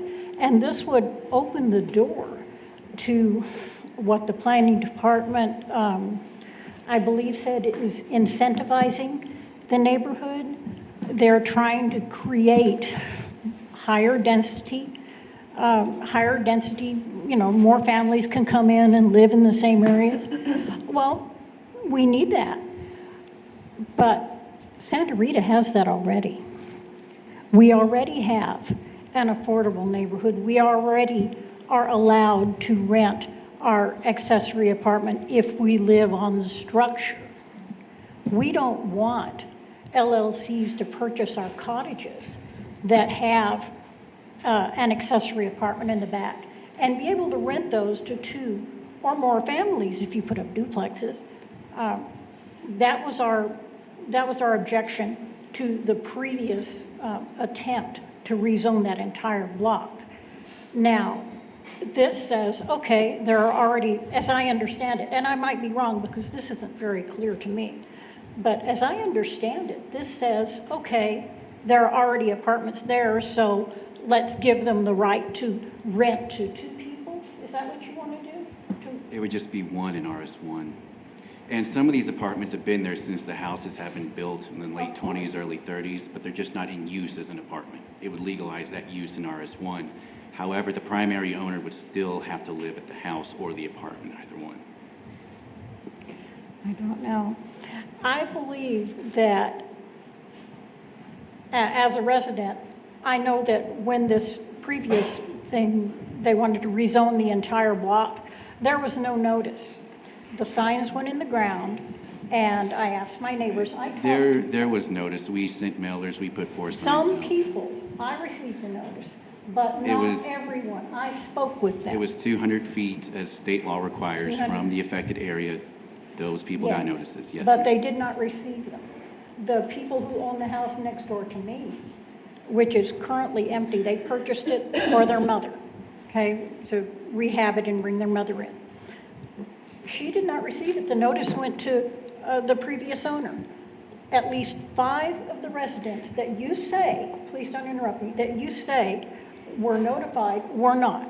The notices went who knows where to previous owners. They didn't receive them because of the mail. And then the woman who put forth the application, and it is not her fault, went around to all the neighbors in that block and asked them, please, I just want to rent this apartment in my backyard, sign this petition for me and we'll rezone the entire block. That is what she told them. And if you go and knock on any of the doors to the neighbors, that's what they will tell you. We actually had some of the neighbors remove their approval for changing to RS2 when they found out the real issue. So, I'm sorry, that's a regression. I do not agree with changing these ordinances that have been, the ordinances are fine. I think the issue is notification and code enforcement. There is no code enforcement. No. The house across the street from me is a dump. You all know it. And he rents it illegally. The owner does not live there. He rents it to 3 families at once. I have called code enforcement, as have our neighbors, code compliance, I'm sorry, many times because the property is not cared for. We know it is rented illegally. So now you're saying, okay, if there's already an apartment there, you know, they can rent it out to several people. No, it's wrong. There is not enough parking. The streets in Santa Rita are not always wide. Some of them are, some of them aren't. But unless they have parking for 4 or 5 cars, it creates a traffic hazard. The property on the corner of, down at the end of my block on Bishop, and I think it's Conchos, 1 block in, a sign went up for rezoning. I called at least 10 times. The number, want more information for rezoning, goes to voicemail. Twice I got Abilene. I don't know why. And they said the issue is dead. I never did find out, but now there are 9 cars parked around the corner in front of that house. I couldn't even find out what they wanted to rezone it to. It just said zoning change pending. I spoke with one of my neighbors on the corner, and she said, oh, I think they wanted to rezone it to a bed and breakfast, and I don't know if it did, but look at all these cars. Now you can't even drive past that corner. You can't see, you have to ooch out into the street because there's 1 stop sign and no stop sign the other way. So whatever you guys did to that corner, it's bad. You didn't do anything? Okay, well. I agree. I called code after you got, Yeah. tell them about that dilapidated house on the corner. No, I'm speaking now further down, Concho and, I can't speak to that. There were no zone changes that went forward anywhere. there's a sign in the yard now. It's still there. And what's the address? Zoning change pending. It's on the corner of 1 block up from Sherwood on Bishop, on the corner, I think it's Concho, on the east, on the northeast corner. It's a little house that sold recently for about $340,000. It's just a residential house. There is no apartment. And every time you call the number on that sign, zoning change pending, it either goes to Abilene or the call is not returned. It goes to your voicemail. So again, notification. If y'all are going to do things like that in our city, could we at least be notified so that we know what you're planning, which direction the city is planning to go? Yes, ma'am. I just want to say, we know nothing about this sign. It's your yeah. sign. It's Well, in the if ground right now. sometimes people go out and steal the signs while they're up, because they're up all month, and they take them, and they may just end it up there. I mean, there's no zone change going forward anywhere in Santa Rita right I now. want to address the notice requirement because I know a lot of the residents have brought that up, and we really appreciate that. We do, and we want to be more transparent as you know, with COSA. But unfortunately, there's often a gap between when land changes hands and when it gets to the city. And so we do proper notification of everybody that's in our database that we receive, and we're trying to close that gap of when that information comes. So we do meet the requirements, but again, unfortunately, if some of those owners, there's a recent change, we're going to go by the owner of record that we have on file. But we are closing that gap. That comes from the appraisal district too. Our GIS gets their data, puts it in, and then we pull from there from that database according to that parcel of land. So could we not have more than 10 or 14 days' notice when some of the people perhaps do not receive in the mail the notice you put up or the sign, which by your own admission may or may not have been stolen or removed? The only way that any of the opposition started was, guess what? I saw one sign, and then several more did go up around the block. But that was 10 days before the proposed rezoning of the entire block, and none of the residents were aware what the change to RS2 would mean. Yes, ma'am. Except what, I think her name was Heidi, told them, which was wrong. She did not tell them that duplexes would be allowed. She told them their property tax would not be affected by rezoning. She didn't mention any of the, what could happen. She just said, this is what I want. We very much understand your concern about the lack of notification. So the feeling, I'll just tell y'all, the feeling in our neighborhood, and I've talked to probably 200 of the residents. I walked the blocks with some of my neighbors, and we have organized somewhat and plan to do more so that we can keep abreast of the changes that the Planning Commission may wish to make in our neighborhood that we may not be aware of. Yes, because ma'am. obviously you have a notification issue. Yes, ma'am. Obviously. And we feel like we're being assaulted, Yes. like our neighborhood is under attack by the city and by the Planning Commission with things like this. Our neighborhood did not know you were proposing these zoning ordinance amendments. Not everybody tunes in to the city channel. Perhaps they're at work, perhaps they don't even have a television. There's a lot of old people in Santa Rita, you know that. So I would just say I am opposed to this, and I think that it needs further study by the city council, and I think that the Planning Commission needs to make the public aware to it by whatever means.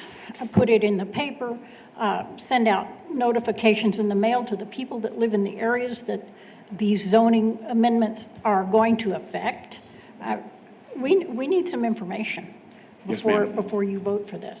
Thank you. Thank you. Thank you very much. Just a couple more things on the notice, and we'll leave it. But we are trying to get our newspaper notification out earlier so that it would advertise for Planning Commission before City Council, so that way the public has that. And also, the state law requires 12 days, and so we always try to get it out within that, and we always do it. It's just sometimes, again, ownership changes or the letters made by the time they get through the U.S. Post might be 10 days. I mean, we can have that broader discussion Yes. in the future about moving it up. The concern is if we get too early, then we're overlapping with previous meetings, so maybe there's a balance in between. But we'll definitely look into that. Thank you. Yep.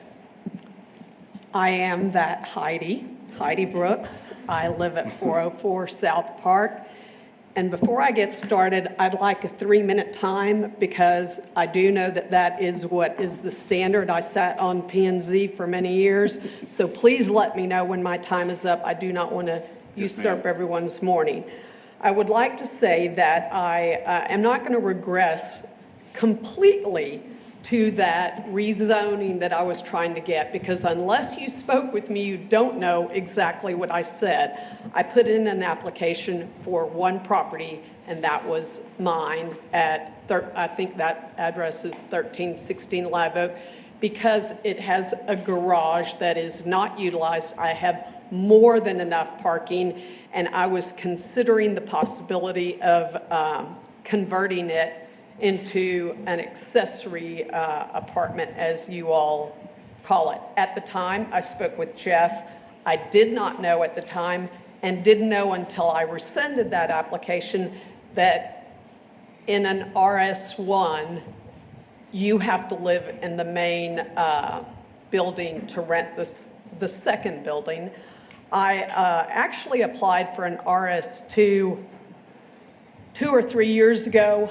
I went around the neighborhood letting everyone know what I was doing so that when it came up, everyone would be completely aware of the fact that I was finishing a conversion that had initially illegally started to a duplex that pretty much already existed.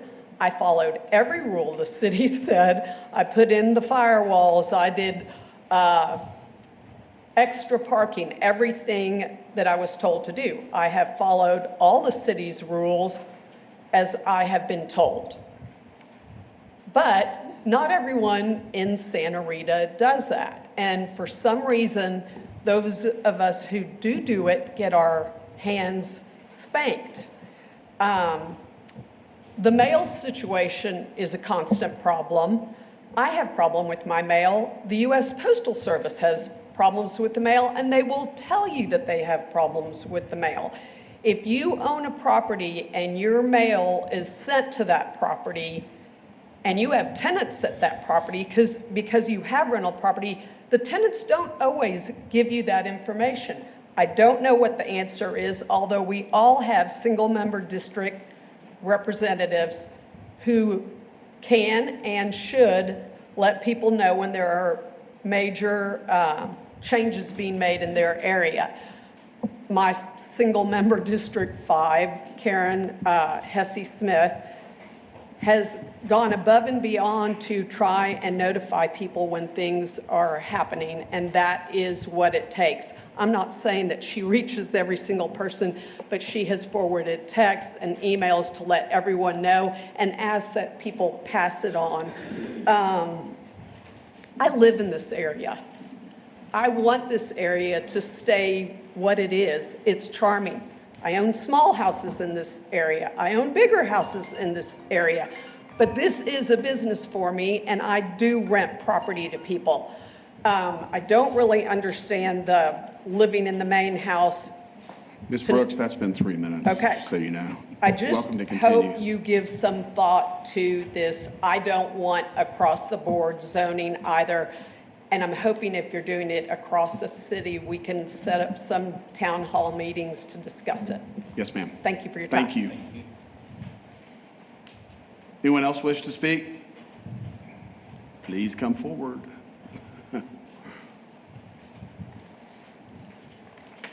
My name is Kenneth Wright, and I own property at 1421 South Jackson. Behind that house is a garage, and behind that garage is an efficiency unit of one room, kitchen, and bath.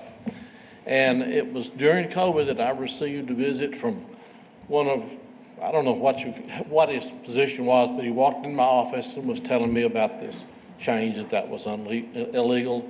That was before COVID.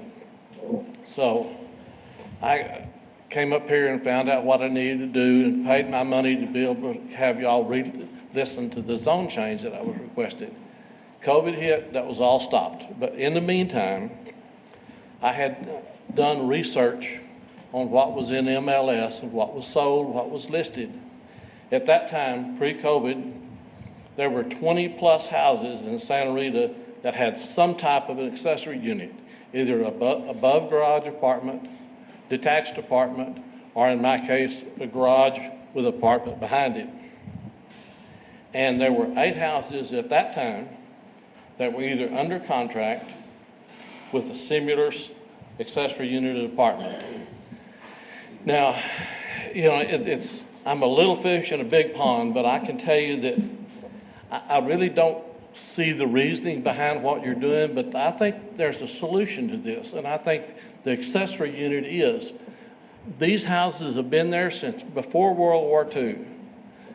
All zoned RS probably. I haven't looked at the zoning map. I've got access to that, and something probably needs to be done just to bring everything in line. I think the answer would be either to, let me regress. If it's zoned RS1 and it has a house, an apartment, and all that gets destroyed, are you going to allow a permit to rebuild that? Obviously not, because it's zoned RS1. And I'm also an appraiser, and on several reports I get asked, can this property be rebuilt if destroyed? And I have to say, in this particular case, because it's still zoned RS1, I have to say yes, it can. You change that, that will help back up the fact that if it gets destroyed, it can be rebuilt, particularly the older houses where the accessory units exist. So, or the apartments exist. I would be more than happy to pay for an RS2 rezoning on my property. It makes sense. Or it can be easily changed, I think, to an accessory unit, which basically still is RS2. It's, you know, I think you guys have walked into a deep hole here that you don't know exactly how to get out of, and I certainly don't either. Yep. But I don't see any reason to really change it, but you have your reasonings, and I'll have to go along with that. But I would opt for a zoning of a RS1 with an accessory unit, or RS2. I'd be happy to pay for it. Thank you. But this is probably not the end of it. I would like to see something done and the change made. Yes, sir. Okay? Thank you. Thank you. Appreciate your time. Anyone else wish to speak on this? All right, I'm going to close public comment. So John, let's go back. You mentioned that this was really kind of, there are 2 components. We have the accessory structure component and then the short-term rental component. So the short-term rental component would basically put the 500-foot requirement only on single-family RS1. Well, RS, so RS1, RS2. All RS. Yeah, RS3. Okay. And then separate from that, we have this broader discussion about accessory apartments and RS1 and RS2 zoning districts. So, anyone wish to share their thoughts or make a motion? I mean, I just feel that the RS1 and RS2 zoning, I mean, that's a pretty big deal that needs to have more discussion, in my opinion. In my opinion, I would vote to table that discussion until further research is provided from sister cities as well as getting news from the communities and the neighborhoods that it impacts the most. And I personally would go to work on the short-term rental. Okay. Those need to be separate, or they need to be the same? They can, but you could take a separate motion on each. Would you like to make a motion on the short-term rentals? Yes, I would like to make a motion to accept as presented on the short-term rental and go to table discussion on the RS1 and RS2 zoning. Okay. Second. All right, we have a motion and a second to table the accessory apartment discussion for RS1 and RS2 and to accept the staff's proposed changes for short-term rentals. All in favor, say aye. Aye. Opposed? So 6-0.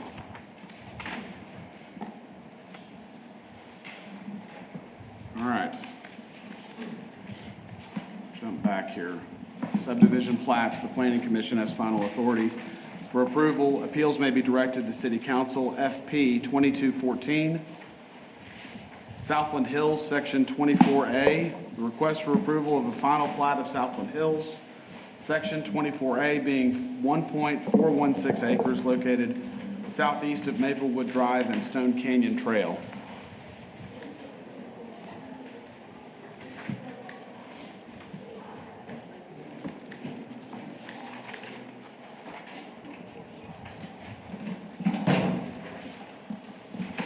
Yes, good. Okay. Want to make sure?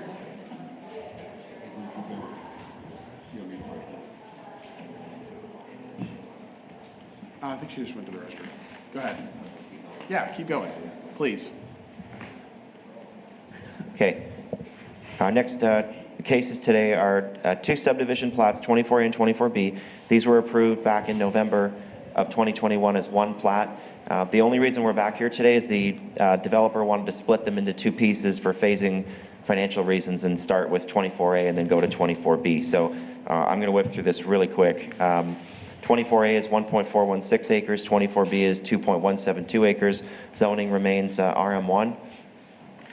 So what they've shown us here on the 24B could be for zero lot line homes. They've got the 15-foot setbacks, and then same thing with the other homes. So again, RM1 is a multi-use zoning district that allows single family or zero lot lines. And so based on their platted setbacks, they could go with single or they could go with zero lot line. And actually, I believe based on the lot sizes, correct that, it would have to be zero lot line because they're under 50 feet. So 9 lots for 24A, 10 lots for 24B. We've already looked at this before, so no recommendation change. Approval of a final plat for 24A, approval of a final plat for 24B. 7 conditions for both. 24A is the tax certificate. Walnut Hill on the drawing doesn't go all the way to the end of the lot, so we just said add just some labeling issues. Add the incremental half of Walnut Hill, show the 15-foot building setback, and then as zero lot lines based on those lot sizes. If you're going to do zero lot lines, show the 4-foot utility easements on each lot on the 10-foot side. So again, that's pretty standard. And then drainage studies, sewer and water mains, Walnut Hill plans and construction or variance. Those roads, they did not request a variance, so those roads will be to city standard. And then note on the plat, fire hydrants and access may be needed. B is almost the same, tax cert, 4-foot easements, drainage study, water and sewer. This one's on Forest Hill, so improve Forest Hill. And again, a note on the plat. Any questions or comments? No, but before we go forward, I need to read FP 2215 into the record. Oh, okay. Southland Hills, Section 24B, a request for approval of the final plat of Southland Hills, Section 24B, being 2.172 acres located southeast of Maplewood Drive and Stone Canyon Trail. So, okay. Does anyone have questions for the staff? All right. Thank you, Jeff. We're going to open it up for public comment.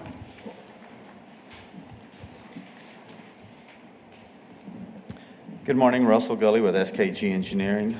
The developer, I guess, wanted to step back and try to split this into 2 of them instead of, I guess they saw an opportunity for the lots on Stone Canyon Trail to be developed quickly, because there already is an existing street there.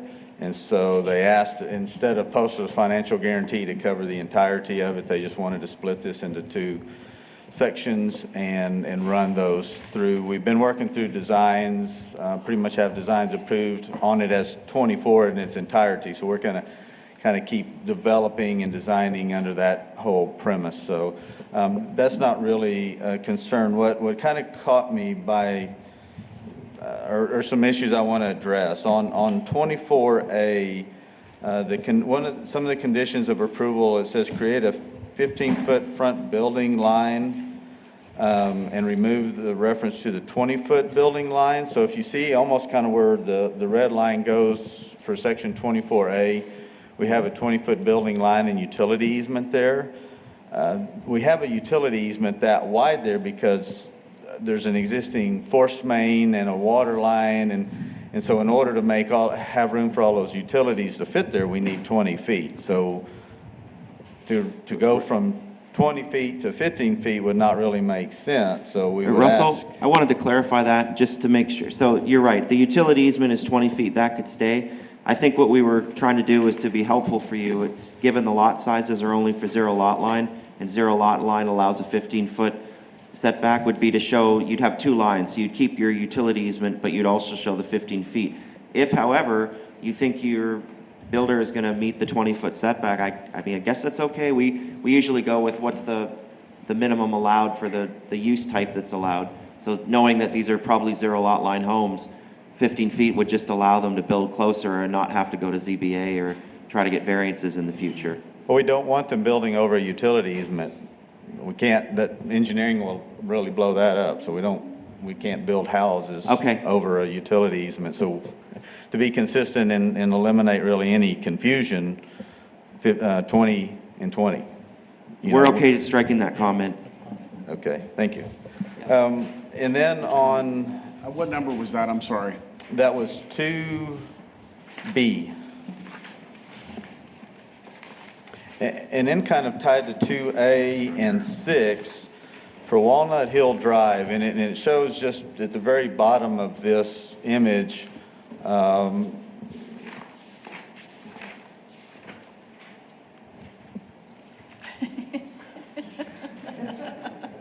find it here in a minute. Down here is Walnut Hill Drive, and it extends across. We purposefully did not show right-of-way or any kind of street projection beyond that. There again, to simplify this, and this was kind of similar to what was done with 24 originally. If and when the developer kind of develops the remaining part of that land to the south and to the east, we would develop the entirety of Walnut Hill, both right-of-way and street width at that time. So instead of dedicating half of a street width and building a half of a street that's really used by nobody, our preference would be to, one, either defer that or to just not have that requirement altogether. I didn't really remember this being a requirement when we had Section 24 approved previously, but we would ask to either the option, we don't mind showing the right-of-way on the plat now. If that's a huge issue, we can do that. It's really nothing to that. But at a minimum, we would like to defer the improvement of half of Maplewood until such time as the remaining land to the south and east develops. We just kind of have a goofy half of a street for a lot depth built in there that really would encourage someone to go down there and have to turn around or back up, or just kind of create a strange situation.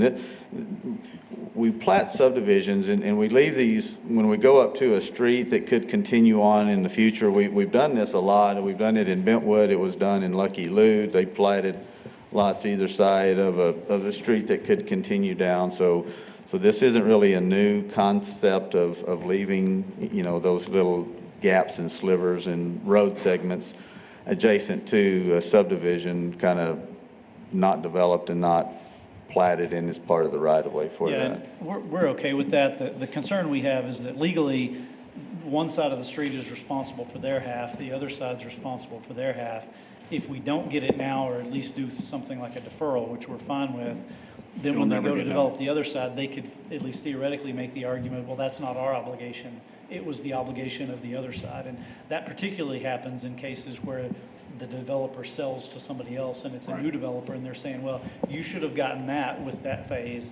It's not our obligation. And so, yeah, some sort of an agreement to defer that is fine. So then we would ask just for 6 to be deferred until the future development of lands to the south and or east. So does that obligation go with, is that lot 9? Well, it would really... I mean, if lot 9 is sold for a house, who carries it? The obligation needs to go with the remainder piece of the land, of the real estate, not lot 9, because they're just a homeowner who wants Well, that's why I'm asking. live in the house. I So think that's how we would word it. It would be a deferral agreement that the developer would say, I'm not going to do it now, but I'll do the whole thing when I develop the rest of it. Okay. So, Okay, so it runs with the remainder of the land, doesn't burden 9. perfect. Thank you. Yes. And other than that, would be happy to answer any questions.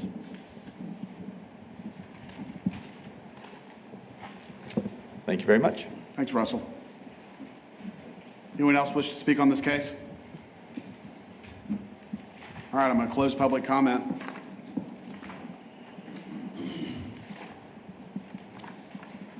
Anyone want to make a motion?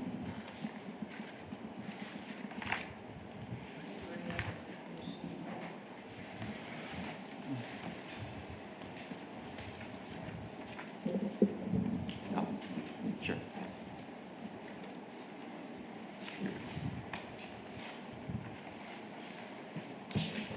I'll move that we accept as presented, deferring 2A number 6 to future land use or development of the future, and then deferring, or the 2B, the Striking. 20-foot utility easement. Yeah, strike the, Yeah, so strike 15 foot. 2B Yep. and defer Number 6. 6 Second. under 24A. That makes sense. Yep. Second. Okay. All right, we have a motion and a second.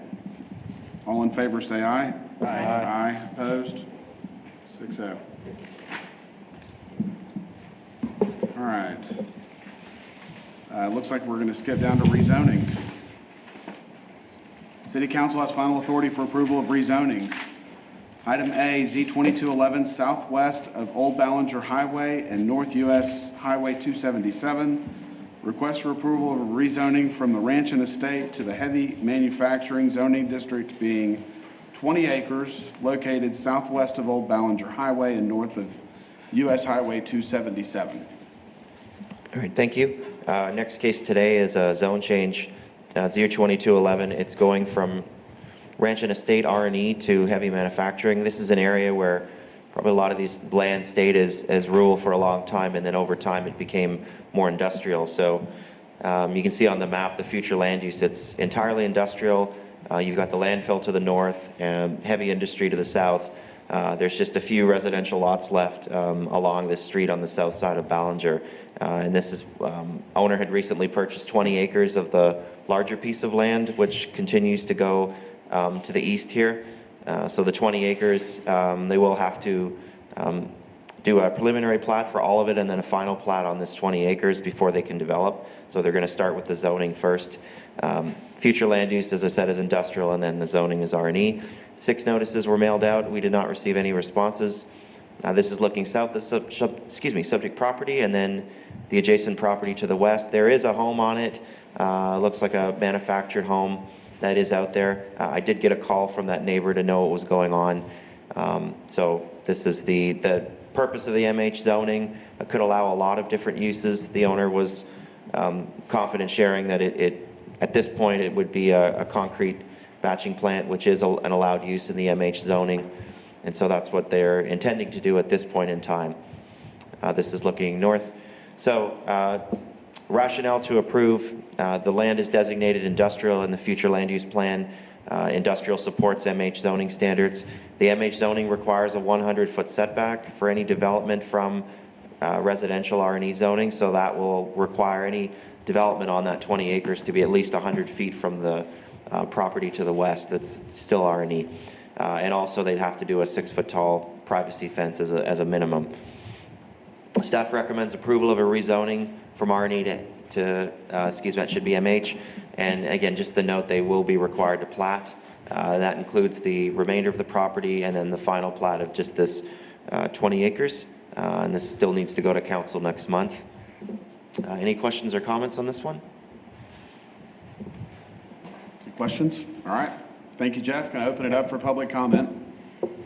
Anyone wish to speak on this case, please come forward. State your name and address or single member district. I'm going to close public comment. Oh, sorry. Oh, I didn't, I'm sorry. Jeff was blocking you.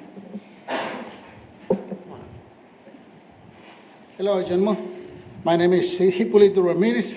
In case you notice, I'm Hispanic, and I wanted to apologize. I live in 7641 Harriet Road, San Angelo, Texas. Okay, I've been in San Angelo for 22 years. I love this community. I want to apologize because we Spanish, we got two sides of our brains. One of us speaks Spanish and the other one speaks English. So when I'm speaking to you guys, you hear tequila, don't worry. It's just my Spanish side, okay? But yeah, I did purchase this 20 acres of land, which was requesting the zoning change in it. We tried to develop an industrial zone over there. We've been trying to get a 911 address for a year, and we've been trying to do everything by the book. Yes, sir. We will do everything that the city council will request us to do, pertaining air pollution, air quality, TCQ permits, everything is set up. We don't have a problem with none of that. We're just asking you guys to give us a chance to develop an industrial zone over there. Yes, sir. The closest house that we have to our location right now, I believe is probably about 1,500 feet away, which is pretty far away from where we're going to be. And if you guys allow us to do it, you know, we're small business. We've been in San Angelo. I've been in San Angelo for 20 years. My business has been in San Angelo, trucking, and now we're doing this concrete deal. So it's how we asking from the city council, you know, to allow us to keep going, Yes, going. You know, we're small business, you know, but small business is the backbone of any industrial zone. So that being said, I mean, it's all I can say about, you know, the request that we're doing today. Thank you. Thank you very much. Russell with SKG, and Jeff kind of opened the door on this for us when he started speaking about a preliminary and final plat. We had made application for a final plat on this property, but it was rejected by staff.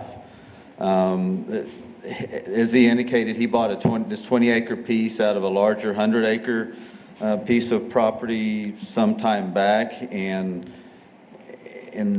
I guess they told us that we had to do a preliminary plat of the entire, I guess, to include all of the, there's a larger piece here that's kind of owned by the gentleman that they bought their 20-acre piece from. So we're trying to move forward and be compliant with that. We're a little bit frustrated about, they had a consultation, an informal consultation with staff about what do we need to do, and you know, platting was one of those, but it was really never come up that, oh, you got a preliminary plat all of this other land too. So, you know, we were trying to move forward, and we kind of hit this roadblock, and it got rejected. We couldn't even bring it before you for consideration because it wouldn't get through staff, because staff felt like that it had to have a preliminary plat of all of this 100 acres. So we're kind of at a stuck point here of, you know, how do we now go pull in another property owner and preliminary plat their land,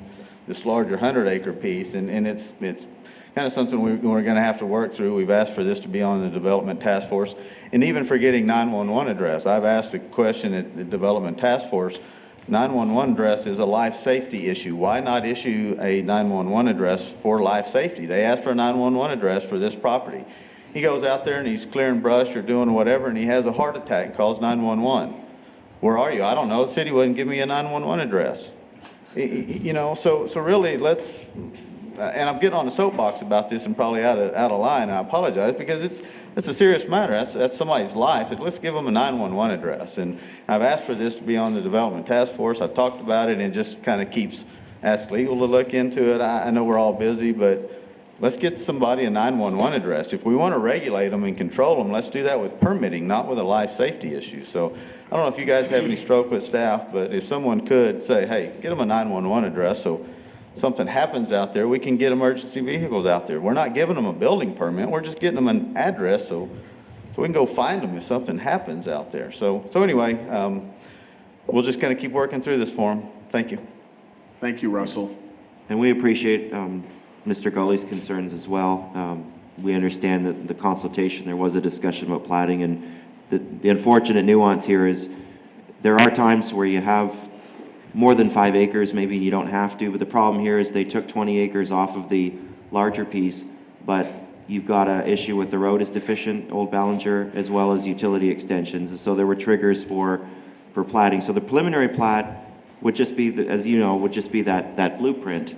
The final plat would only be for the 20 acres, so there's no requirements on the owner of the preliminary plat other than just to give their consent to include that. They would not be subject to any improvements until, of course, they have to final plat theirs. But that's what triggered the whole discussion and why the plat was required, is because there were improvements that would be triggered, and by doing that illegal split like that and leaving a remainder where there were improvements required the plat. So, but we appreciate the concerns. Sounds really complicated, Russell. I agree with you. I think it makes sense to put a 911 address on that site. I'll just note that we do have a development task force meeting next Yeah. Wednesday, or that's on the agenda to discuss. Fantastic. Okay. If anyone else wish to speak on this case? All right, I'm going to close public comment. I'd like to make a motion to approve as presented. Second. All right, we have a motion and a second to approve as presented. All in favor, say aye. Aye. Opposed? 6-0. Plan development, major site plan. Planning Commission has final authority for approval of plan development, major site plans. Appeals may be directed to the City Council. PD 1504, major site plan 120 and 210 East Harris Avenue. Request for approval of a major site plan amendment within the Plan Development Zoning District to allow for new buildings and structures located at 120 and 210 East Harris. Travis, I'm gonna recuse myself. Yes, sir. Go right ahead. Joe's recused himself from this case. Kyle Warren, Planning and Development. As Chair Stribling said, this is PD 1504. It's the 2022 Major Site Plan Amendment. And this is a request for a site plan amendment approval of the Shannon PD. It's in PD zoning, District 3, Harry Thomas, in the downtown neighborhood. And what's outlined in red on this map shows the entire PD as it is. And these are the notifications sent out, 119 mailed, 1 in favor, none in opposition. And on the 1 in favor, they didn't give a reason for it. And these are the proposed amendments, ones for the east-west expansion to their primary hospital on this side over here, and they're adding to the footprint here and over here. And I'll get to the renderings in a second, but and this is the Women's and Children's Hospital expansion, and they're adding up here to the existing hospital there. And those are both on Harris Avenue. And these are the architectural renderings to what is proposed. This is for the primary hospital. As you can see, there's about a 3-car garage and then more, I'd assume, patient rooms and surgeon rooms, that kind of thing. This is on the north side of that rendering across, I believe it's College Avenue there. They have a utility bridge going out to their AC unit there. Also, you can see the continuation of the parking garage. And this is for the Women's and Children's Edition, and I didn't include a picture of what's already existing today, but they're basically just filling in an area right here, making it one solid wall that is kind of indented right now. And I will say on these 3 renderings that you've just seen, they've all gotten DHRC approval last month. This is just the site plan overall approval, or the request for. This one actually has not gotten to the DHRC yet, but this is another part of the East Addition for the primary hospital. And it's just a helipad and more parking garage there, so. And our recommendation is for the commission to approve request for a plan development amendment to PD 1504 with the following conditions. The site plan amendment will meet all existing guidelines in PD 1504. Any additions that have not already must meet DHRC approval, as this is located in the downtown design district, and that the applicant obtain all required building permits. All right, any questions for the staff? So in these, are we also doing that helipad? Can you go back to that slide? Yes, ma'am. Is this where they currently are and they're just making the parking garage and making that larger? Yes, ma'am. They're basically elevating it and putting a parking garage underneath it. And that's College Avenue that's going right there, I think. Yes. So we're approving 3 changes? The it's- women's and children's, the west wing, and the east addition? Right. Or just the 2? East, well, the east and west to the primary hospital, and Men and children. the reason I put the first 3, the primary and then the women's and children's, because those have already been approved by DHRC, and then the east was still part of this ultimately, but it just hasn't been approved by the DHRC yet, so I left it last. But yes, everything, all the renderings here is what's being approved, and these are the footprints to both of them again. Yes, sir. All right. Thank you. I'm going to open it up for public comment. Anyone wishing to speak on this case, please come forward, state your name and address or single member district.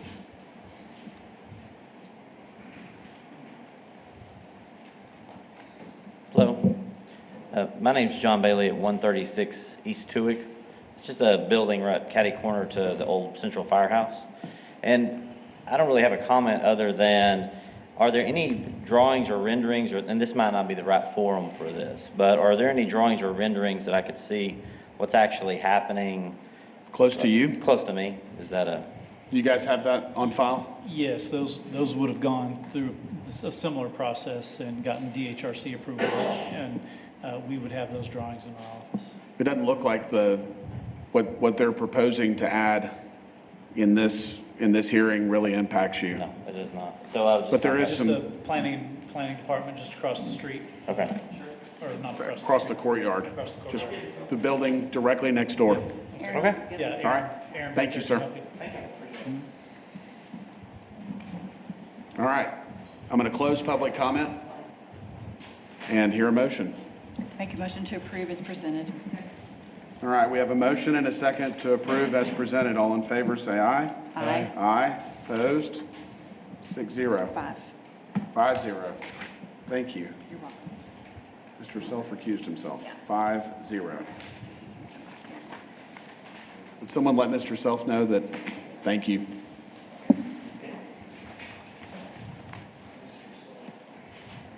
All right.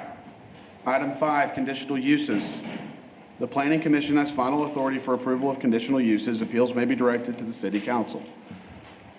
Item A, CU 2208, 5046 Red Oak Lane, a request for approval of a conditional use to allow a bed and breakfast in the single-family residential zoning district located at 5046 Red Oak Lane. And I do apologize, it says CU 2209, it should be CU 2208. But as Chair Stribling said, it's 5046 Red Oak Drive. And this one was tabled from last month, if you remember, because of issues with their deed restrictions that they had, or that we had actually gotten back from our handouts or mailers. And since that's not a city thing, we can go in and say, hey, we're for it or against the deed restrictions. We let the applicant talk to the surrounding neighbors, gave her time to do that. And I did talk to her on Thursday, and she said she'd only gotten to one person at that point. So as it stands, nothing's been overturned as far as letters in opposition, but just wanted you to know that going forward here. But this is a request for approval of a bed and breakfast conditional use. It's in RS1 zoning in the Larry Miller District, District 6, in the Bonham neighborhood. And these are just images of the proposed house and the street. And here's the notification. There were 23 mailed out, and 11 in opposition, 0 in favor. And like I said earlier, there are about 3/4 of these cited their deed restrictions as the issue for a bed and breakfast. And the rest just had it in opposition with no reasons given. Our rationale for this, because we are still nonetheless going for approval of this case, is that the applicant plans to make no changes in existing structures on the lot. 2 is consistent with zoning ordinance. There are no short-term rentals or bed and breakfast active within 500 feet of this proposed location, and is also a residentially zoned area. Compatible with surrounding area, the bed and breakfast would be an RS1 single-family residential area and will remain residential in nature. Staff does not believe that the bed and breakfast will have any adverse effects on the environment. The area infrastructure is already built to accommodate single-family zoning. Community need, the bed and breakfast will address the need for more rental units in the Panem Southwest and Angelo area. And development patterns, this is a neighborhood, and the bed and breakfast use of the house does not impact the home or its surrounding residents in a negative sense. It's still residential in nature. And there is one thing I did talk with the applicant about on Thursday, which was adding in this third stipulation here that the B&B will be limited to one room of the house, because as she explained to me, and the reason she had to do this in the first place instead of just applying for a typical short-term rental was she wanted to rent out one room for traveling nurses, essentially. And if she did a short-term rental, she'd have to do the entire house, but she still wanted to live there while renting out the room, so this is the process she had to go through. However, for a B&B, if you do get that conditional use, you could rent out all rooms in it, technically, but we've put this stipulation on here, this condition, to just limit it to one room. But other than that, it's the 3 typical conditions that every short-term rental gets: maintain all off-street parking on the premises, maintain the bed and breakfast operation in a manner consistent with the zoning ordinance, including a required renewal after the first year, then every 2 years after, similar to a short-term rental. And we'll need a fire marshal inspection and a building inspection for a change of occupancy.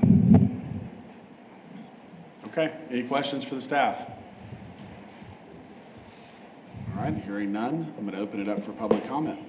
Anyone wish to speak on this case, please come forward, state your name and address, single member district. Tony Jones, the developer of said subdivision.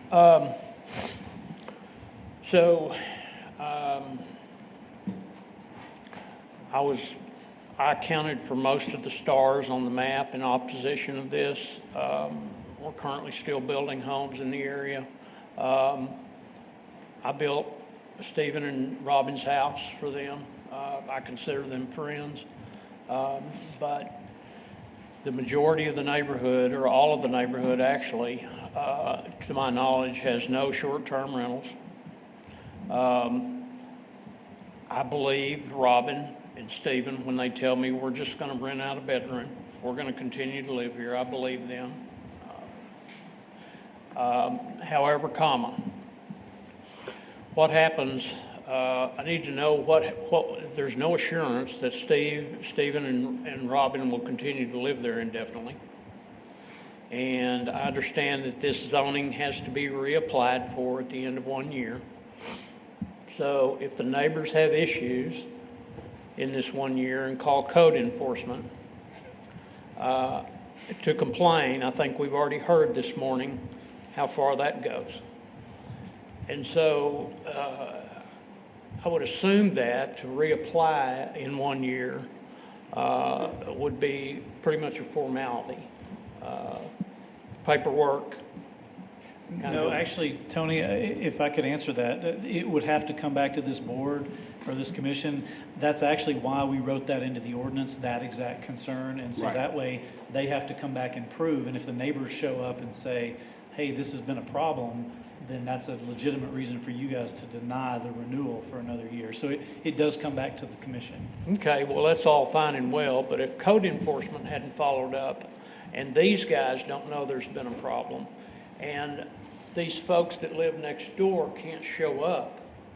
Or don't get noticed. We're going to get a rubber, Robin and Stephen will get a rubber stamp, or whoever's living at the home at that time. Yes, sir. And so we're adamantly opposed against it. If I wanted to let somebody stay at my house and me rent them a bedroom, I don't think I would have to go through any formal process per se.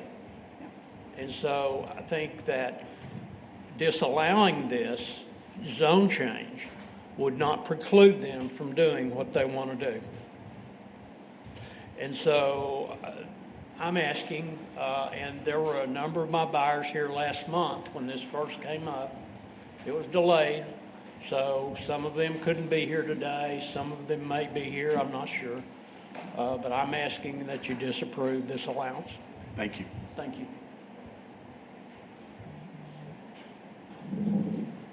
And I will say on the renewal, if there's any PD complaints too, noise issues, anything like that, we check that, not just code.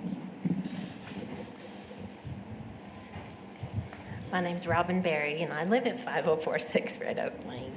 And I just want to say that I would never do anything that would cause property values to decrease, or I wouldn't want to do anything that was against the ordinances or anything. But I am a travel nurse, and when I came to San Angelo, I found there was a need for short-term rental from medical professional housing. And so the idea came that I would rent out a room, and I did the research to see, with the city, to see if there weren't any permits that needed to be required.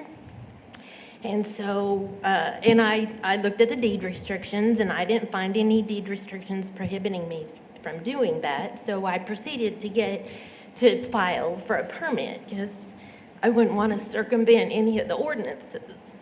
So when I checked with the city planning people, they explained that for rentals longer than 30 days, there's no permit needed. But if I were needing to rent to someone on a shorter term basis, like less than 30 days, that I would need a permit. So that's why I filed. Let's see, so we plan to continue to live in the home, rent out one room to a medical traveling professional. And the only thing that would make me think that we would need a permit, other than following the rules, but is that I didn't know that there was no coding enforcement, but if that's the case, I feel like if a permit were issued, then the neighbors have much more recourse because I'm held to a higher standard. They can, I have to follow all of the permit restrictions of an Airbnb, not an Airbnb, but not even a short-term rental, because those are two different things according to the definition of the city.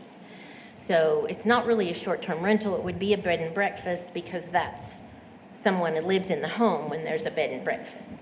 And if I'm issued the permit, then the neighbors have a recourse.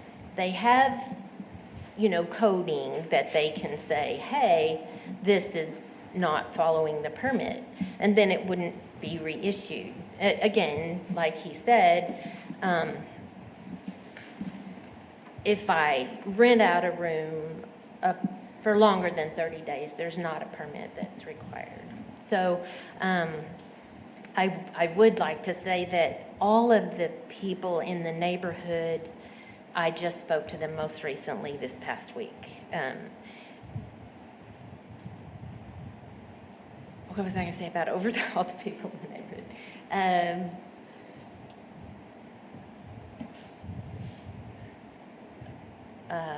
I lost my train of thought. That most of the people that were notified that have stars that opposed them were empty lots. They were not actual houses. And then I did speak to the rest of the neighbors, and they weren't vehemently opposed, but they had already sent in their kind of deed restriction opposing thing. I don't even know how many people responded that weren't empty lots,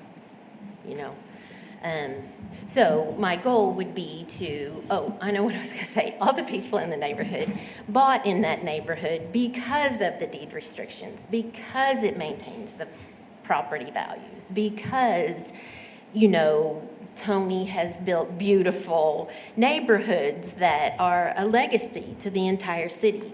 And that would not be anything that I would want to either interrupt or disrupt at all. I just wanted to follow the rules. Okay. Thank you, Robin. I So you just went- want to make a comment just real briefly. Yes, Because sir. she mentioned, not understanding that we don't have code enforcement.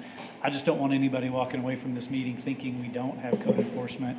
There are numerous people, even just last week, that got notices of violation for things. There is a large number of complaints that are coming in right now, and so it's taking a while. But I just don't want people to think they can just do whatever they want because we don't have code enforcement. We do. We have code enforcement officers that are pursuing violations every single day. Thank you. Hi, Beverly Lenefeld, and we are in the neighborhood, 5046 Red Oak Lane. And we purchased in this neighborhood because it's a single-family development. And I think an Airbnb is a commercial venture. And this venture brings in unknown occupants, brings in extra traffic in the neighborhood, it brings in extra parking. And I see it as a commercial venture, and we're in a residential neighborhood. So therefore, I ask you to vote no on this. Who she says she's renting, it could be to anyone, really. You don't know who the occupants are. Right. And I'd hate for you to set a precedence of having residential neighborhoods and then having people come and go who you don't know who are there. So I'm asking you to vote no on this. And I also speak for the many other families that were here last time that it was tabled because there was so much opposition. Yes, so ma'am. don't forget about those people. Thank you. All right, anyone else? Yes, sir.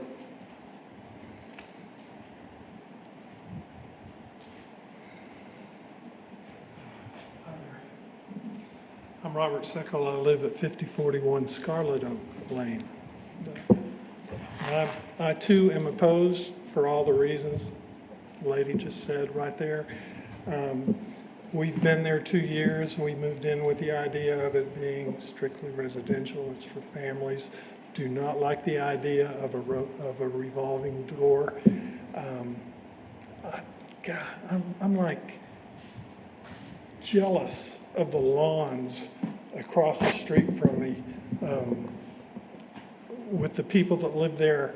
They take such good property. I like our yard too, don't get me wrong. But the deal is everybody's got a vested interest in the neighborhood. And when you have a revolving door of people coming in, some of that interest goes down. Okay, maybe it's limited to one room and you're going to say the homeowner's going to take care of all the rest of the stuff. But things change, not necessarily for the better, and those changes always take time. And because of that, I'm truly opposed to it. I just want families to get to know each other. It's been so difficult to do because of COVID. Don't want, again, the revolving door of people coming in to make things like that change. Thank you. Thank you, sir. Does the fire marshal's office typically inspect houses before they? Not houses, but. Okay, but in this case. It looks they like do. in this instance and in short-term rentals, they would. So just a general homeowner. Is there wouldn't have anyone to else have an that wishes to inspection. speak? Okay. All right, I'm going to close public comment. You're right. A house, even a long-term rental house, doesn't require an inspection. So the opposition from the neighborhood, and I think the point about the going concern, this is that same kind of slippery slope of how far is too far, and I think there is a very clear distinction in my mind between a bed and breakfast and a short-term rental. And a short-term rental, the owner of the home is not an occupant, and the renter may never see the owner of the home in the time that they use the facility. In this instance, you have a homeowner that stays there and folks that can come and go as they wish, or as would be allowed. I just think it's one step too far, in my opinion, in the middle of a neighborhood. But I'll take anyone else's thoughts or emotion. Well, just as Joe was saying, so your bed and breakfast and short-term rental are anything less than 30 days. So if you're, you know, renting to someone who's a traveling nurse and they're here for 5 weeks, you don't need permission from the city of San Angelo to rent that room. Just throwing it out there. The other big distinction I will make is that a rental of less than 30 days requires you to pay a hotel occupancy tax, which is part of why the city is focused on compliance with those rules so that they can track that revenue and collect it. Longer than 30 days does not require the payment of hotel occupancy tax. So just making that clarification. Does anyone wish to make a motion? Yeah, I'll move to deny for all the reasons that have been discussed, and obviously the strong opposition from the neighborhood. It goes a long way in my mind. I second the motion. Okay, so we have a motion and a second to deny. All in favor, say aye. Aye. Aye. Opposed? Aye. Can we see show of hands on those two votes? For denial. So in favor to deny. Correct. So Denial, yeah. To denial, it's 3. So that is a failure of the motion. So what I would suggest is that somebody in favor of the change make a motion to approve, assuming the vote's the same. Procedurally, that helps us. It's actually a denial because it doesn't receive a majority, but we need to have that vote to approve, if that makes sense. So I'll make a motion to approve as presented. Second. Okay, we have a motion and a second to approve as presented. All in favor, say aye. Aye. And opposed? Aye. Okay, so by a 3-3 vote, it fails to get a majority, so the motion fails, which is a denial. Okay. Okay. CU 2209, 3255 West Loop 306. Request for approval of a conditional use to allow a telecommunication facility with tower and related equipment in the general commercial, heavy commercial zoning district located at 3522 West Loop 306.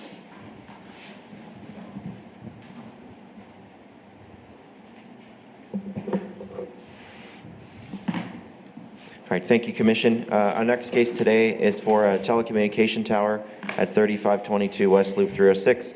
It's CGCH zoning, so this needs a conditional use. There's the zoning there. 7 notices were mailed out. We did receive 1 in support from the property owner. So my understanding is the TLC Church owns the property, and they're leasing space at that behind the building.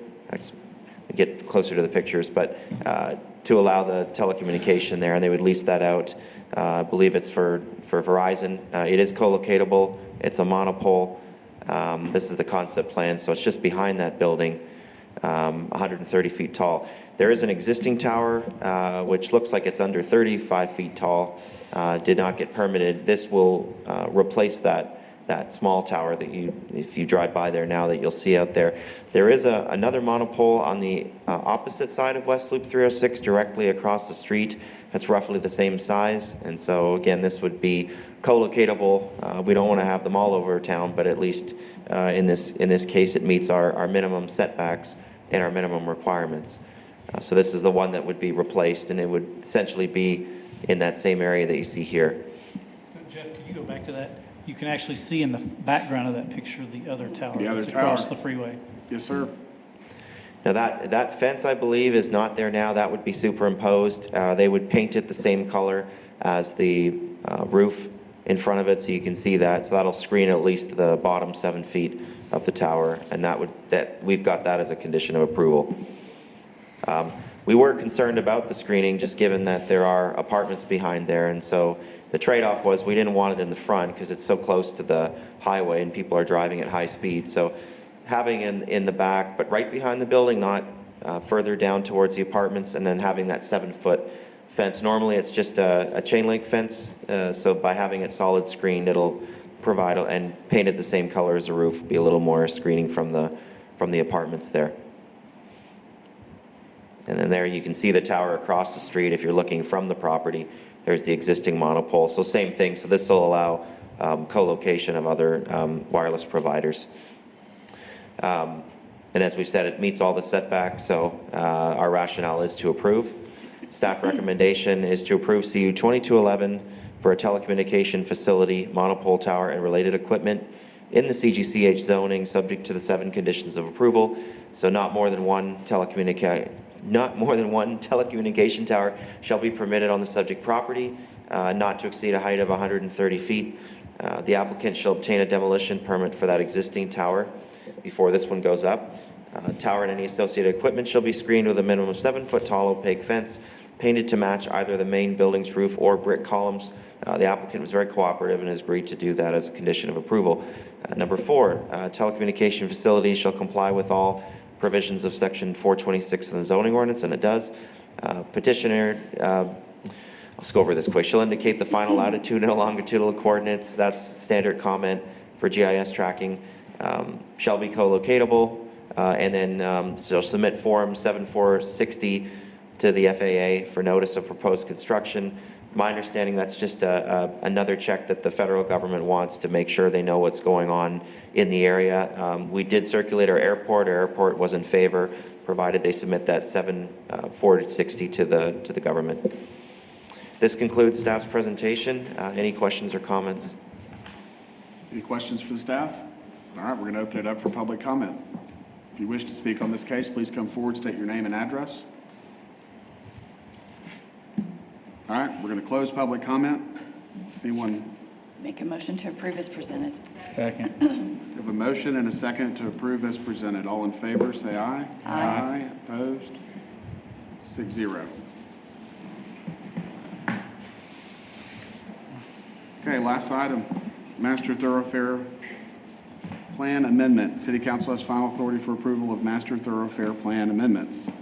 MTP Amendment Interstate Designation, an amendment to the Master Thoroughfare Plan to add the proposed northern alignment of the future interstate highway corridor located north of FM 2105 and connecting from US 87 on the west to US Highway 277 and US Highway 67 on the east. Thank you. John James, Director of Planning and Development Services. You just kind of read all of that, so I won't repeat it. This is, as you know, you may know, the federal government has designated now actually 2 interstate corridors through San Angelo. Of course, through town, there'll just be one. It's not 2 separate. Through town, it'll be on the same path, but it'll be designated as 2 separate interstates. For most of that interstate, it's along existing highways. So it would just be widening, or in some cases, parts of those highways are already built to interstate corridor standards. This is the piece that will travel new ground, as you can see on the map along the north side. And so that's not currently on our thoroughfare plan. And the importance of the thoroughfare plan not only is to show where new arterials, collectors, freeways will be located in the city, but the most important factor of that is in order to keep that corridor free and open in order to prevent development from going in. If somebody were to come in this corridor with a subdivision plat, that would trigger us working with them. We don't require somebody to dedicate, normally you dedicate the right-of-way for a collector or arterial street. We don't say, gosh, you have to dedicate 200 or 300 feet for an interstate corridor, but it would begin conversations with those property owners to allow TxDOT and Federal Highway Administration to make sure that they can acquire that and that a subdivision doesn't get platted over the top of it. And then all of a sudden, in 5 or 10 years when this is built, then all of a sudden they're having to acquire homes in an area where has long been planned for an interstate. Again, I think I've said most of this. The main reason we're here is that interstate has been designated. This particular route has been selected as the preferred corridor for that interstate. It's still a number of steps that have to happen before anything is actually built. But again, this is helping to preserve that corridor by incorporating it into our master thoroughfare plan. We did send out notifications. This actually is not required by state law. but it's not required by our ordinances, but we, as a courtesy, will notify any properties affected by a change to the thoroughfare plan. So you can see there all of the properties that have been notified. Staff does recommend approval of this change. We did get, I think we emailed you an opposition to this, just a single property owner opposed, but it is representing those two tracts as well as this tract here. As you note from the email, the concern was splitting up an existing or an old property that's been in the family for decades. Obviously, as you can see, it doesn't affect that big square right there, but it would split right through the middle of those properties. And that was the concern raised by that property owner. With that, I'd be happy to answer any questions. So what say does the city have in determining the route for the interstate? Well, only input to TxDOT and the Federal Highway Administration as they select the corridor. So you would not have an ability to move that corridor. Technically you could show a different corridor on our thoroughfare plan, but that really doesn't have any impact on the ultimate decision for the corridor. So again, this is really just trying to reflect what's already been selected through that process. I will say, just for the benefit of folks who may be opposed or wondering what they can do, this is by no means official and it's a done deal. As I understand it, TxDOT would still have public input processes, so this could change at some point in the future before it's completely finalized. But that would be a process through the Texas Department of Transportation and or the Federal Highway Administration. And so the only major change that we make as a planning commission is by designating this a future corridor, if a property owner that's potentially impacted by this path was looking to develop, they would not be permitted, per se, if the highway had been approved. Is that correct? Well, I wouldn't say they wouldn't be permitted to develop, but they would have to develop in such a way that preserves the corridor for that future interstate. Again, they would be compensated for any property that would have to be purchased by TxDOT or the Federal Highway Administration, but it would prevent them from developing within that designated corridor. Okay. How did we come up with this idea, this path? Well, again, basically, TxDOT has gone through a process, and we actually have a map of multiple different routes that they looked at. They're all right through this particular area. In some cases, it's a little further south, a little further north, or how it ties into 277 or how it ties into 67 in some cases is a little bit different. But for the most part, it's this same general area. But they looked at a number of those conceptual corridors, and just based on environmental studies, cost of construction, topography, all of those things they look at. And this is their preferred corridor that they've selected at this point. I was just going to ask what the distance is from city limits to that. That's a good question. I don't think we have that on this map. The city limits runs Part of 2105. in some cases along 50th, but then in some cases up to 2105. It's all currently outside the city limits, though, I believe. So it's outside the ETJ and it's outside city limits? Yeah, let me see if this other map, yeah, actually you can see the city limits there, the dashed line that comes around like that. Okay. It kind of jogs around, but. I guess that's, Travis asked a question on, they'd have to have permission to build stuff. Who enforces that? You know what I'm saying? Sure. It's out of our jurisdiction. The short answer is it's within our extraterritorial jurisdiction, so any subdivision plats would come through us. Gotcha. And so it's the splitting up the land into smaller pieces for 5 development miles. where we Yes, would, or ETJ. But we would catch it. A homeowner wanted to put up 10 barns in that area, he could do it, Yeah, if he wasn't replatting. No, we couldn't stop that, but the concern is more about somebody Putting wanting to put in a 50-home subdivision or Gotcha, something. okay, that makes sense. Okay. Anyone else have questions? Do we need to open it up for public comment? I think so. All right, we're going to open it up for public comment. If you wish to speak, please come forward. State your name and address or single-member district, please. Didn't bring a slideshow, sorry.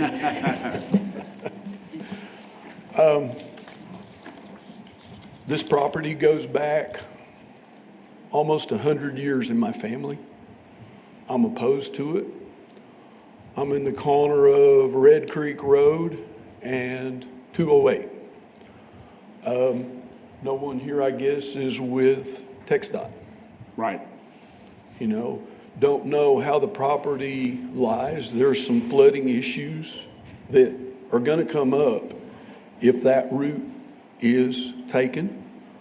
Something that the city planning probably needs to consider is how a bunch of that water is going to come into the city of San Angelo. Because in September of last year, there was a pretty big rain over there on that side of town that did some pretty good flooding around that Armstrong Street area.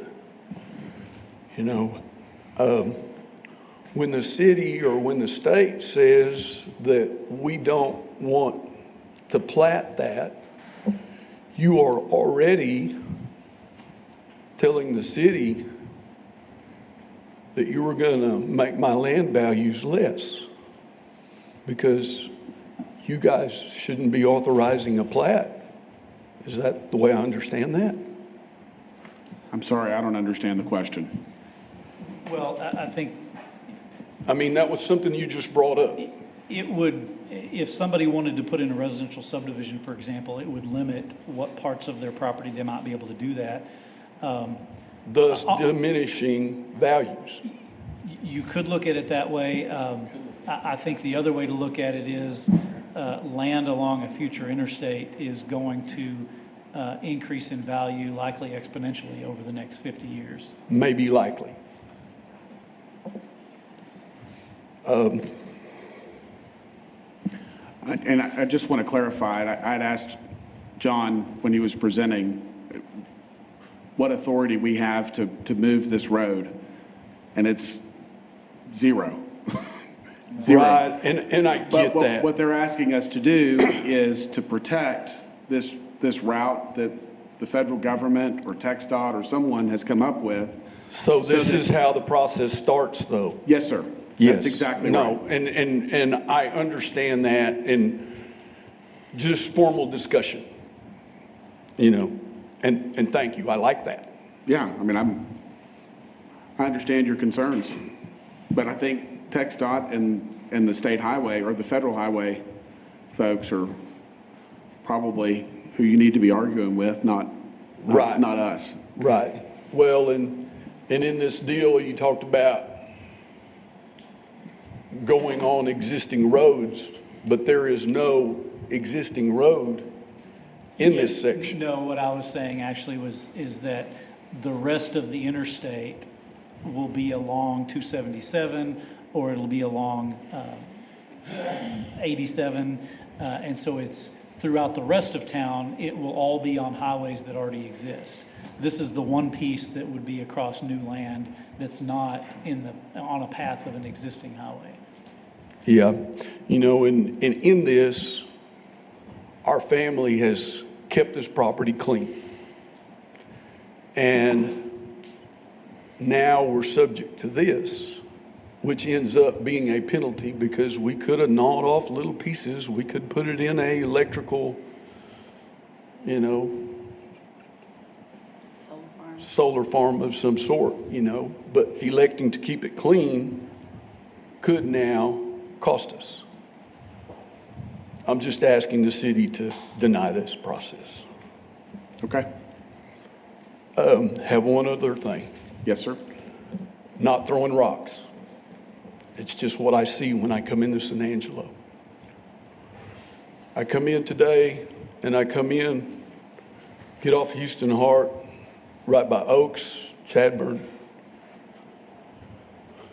I'm sure that there'll be a exchange right there on 208, an off ramp. The trash that the city has by these off-ramps is unbelievable. I'm beside Highway 67, and I'm fighting the plastic all the time. It takes a community, I get it. You know, how do we fix this problem? That's what's going to happen right there. Thank you. I understand your concern, sir. Thank you. All right, does anyone else wish to speak on this matter? Yes, sir.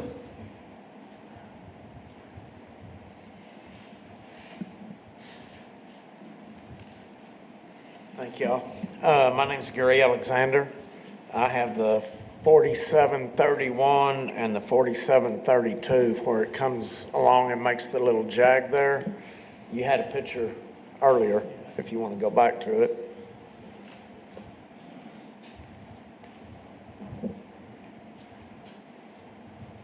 Yeah, the 4731. I border the Lano School property and Highway 208. And I wasn't sure what the letter was representing or anything like that. But years ago, I went and had, well, Russell's not here right now, but they drew up a plan. I was looking at cutting it up for a subdivision. And then they started talking about the highway. And I kind of put that on hold because one of the reasons is water and stuff. But I guess what I'm trying to clarify is, you can't tell me what I can and can't do. That would be up to the federal government and TxDOT, which is the same. Is that correct? I don't know. No, I don't. Well, I think if... As far as if I decided to go ahead and go with a subdivision, I understand that I would have to come to the city. I was going to say, because you're and within... get my plat approved. Yes, sir. But- Because you're within the ETJ... Right. You would have there would be some review process probably with the planning department for most, if not all of the development Right. and improvement that you made to that property. Right. So how far But does not- the city go for their, Well, how far can you go? Countywide? No. The short answer is state law sets what's called an extraterritorial jurisdiction, or ETJ, which is 3.5 miles from the city limits. Now, Okay, we've 5. got an agreement, well, it will go to 5 when we hit 100,000 population officially, although it actually won't, because we have an agreement with the county that pairs that back. So it's not actually quite 3.5 miles. It varies depending on which side of town, but it's up to 3.5 miles, depending on the direction. Right. But this has been in the works for several years, and like I said, I had it drew up, and then I decided, I'm going to hold on, just see what it goes with, because essentially that's going to bring commercial property along the loop, and we Yes, sir. definitely need a different route going through town. I travel Bryant every day, and it's crazy. So I was just trying to get some clearance on, what you actually have over, what I decide to do or whatever. Yes, sir. Okay. All right. Thank you. All right, anyone else wish to speak on this? All right, I'm going to close public comment. A discussion amongst the commissioners or a motion.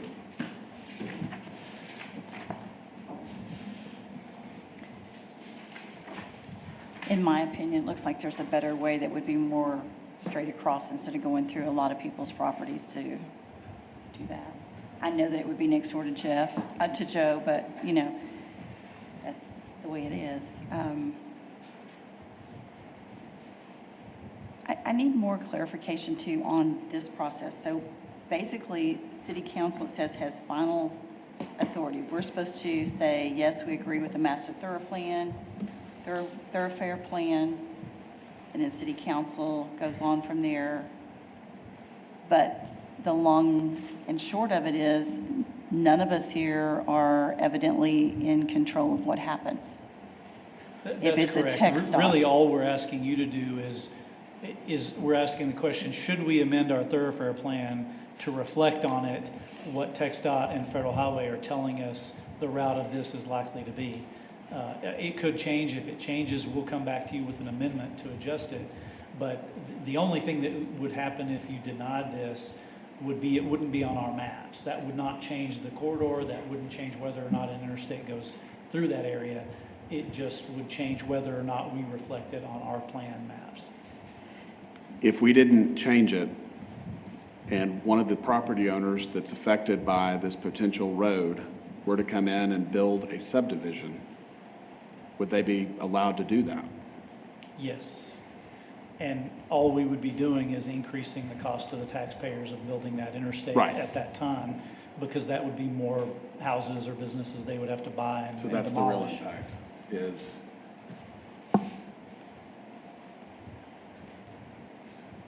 These basically just puts everyone on notice. Correct. That's a good way to look at it. that's exactly what it is.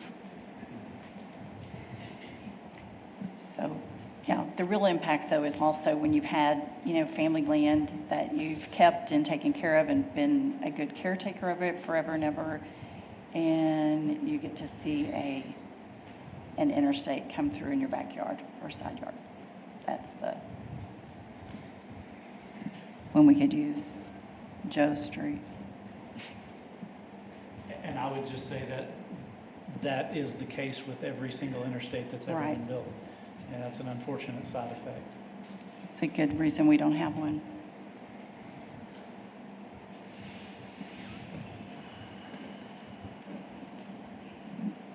So, I'm not in favor. I realize that voting against it just means it's not on the map. This will still go to city council because they have final authority for it. You just wouldn't have our support Yeah, so if I'm we all. voted it down. Yeah, so I would make a motion to deny it. I would second that. Okay. We have a motion and a second to deny. All in favor, say aye. Aye. All opposed to the denial? Aye. Aye.